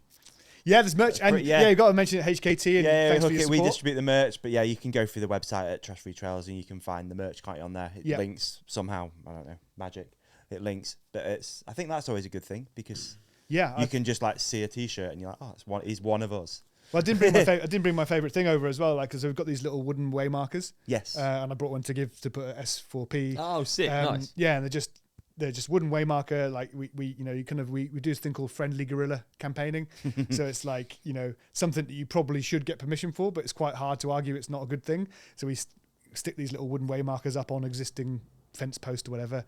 And it's just, all it says is Trash Free Trails, help us keep them clean. And again, it's just a little positive nudge to say, you know what, this is a place that I love. Yeah. And hopefully it might just catch someone's mind so you can buy them as well and chuck them up on your favourite trail. Yeah. I've got so many takeaways from this episode. It's absolute home run. Giant thanks. Yeah. Genuinely, I'm actually going to listen to it back because there were so many moments where I was like, yeah, he's got it right. Yeah, he's got it right. Obviously, he's got it right. He's thought about it a lot longer than the rest of us. So for sure. Giant thanks unbelievable for work, coming mate. on, Really appreciate what you do for the community and for the outdoors and for the spaces that we all love. That was nice, actually. That was really nice. All right, wasn't it? David, that was all right. That was like quite rehearsed, actually. That was off the dome as well. Yeah. So yeah, make sure you follow Trash Free Trails. Links are in the show description for everything. Donate if you can. Donate with time. Donate with money. Eat your greens, pick up your litter. Yes. Peace and love. Mate, what an episode. Brilliant. I thought you were really great, Davey. Mate, and I thought you were even better. Thanks, dude. Better than normal. Oh, cheers. Hey, how about we tell our lovely podcast community to hit subscribe here. Yeah. Click on the video on Olly's face. That's right. Click on the video on my face. Yeah. And follow us at The Ride Companion on Instagram. They can like and comment as well. Please do. I'm going to try and get this energy and I'm going to bring it into next week. Let's fast forward to next week's episode. Done.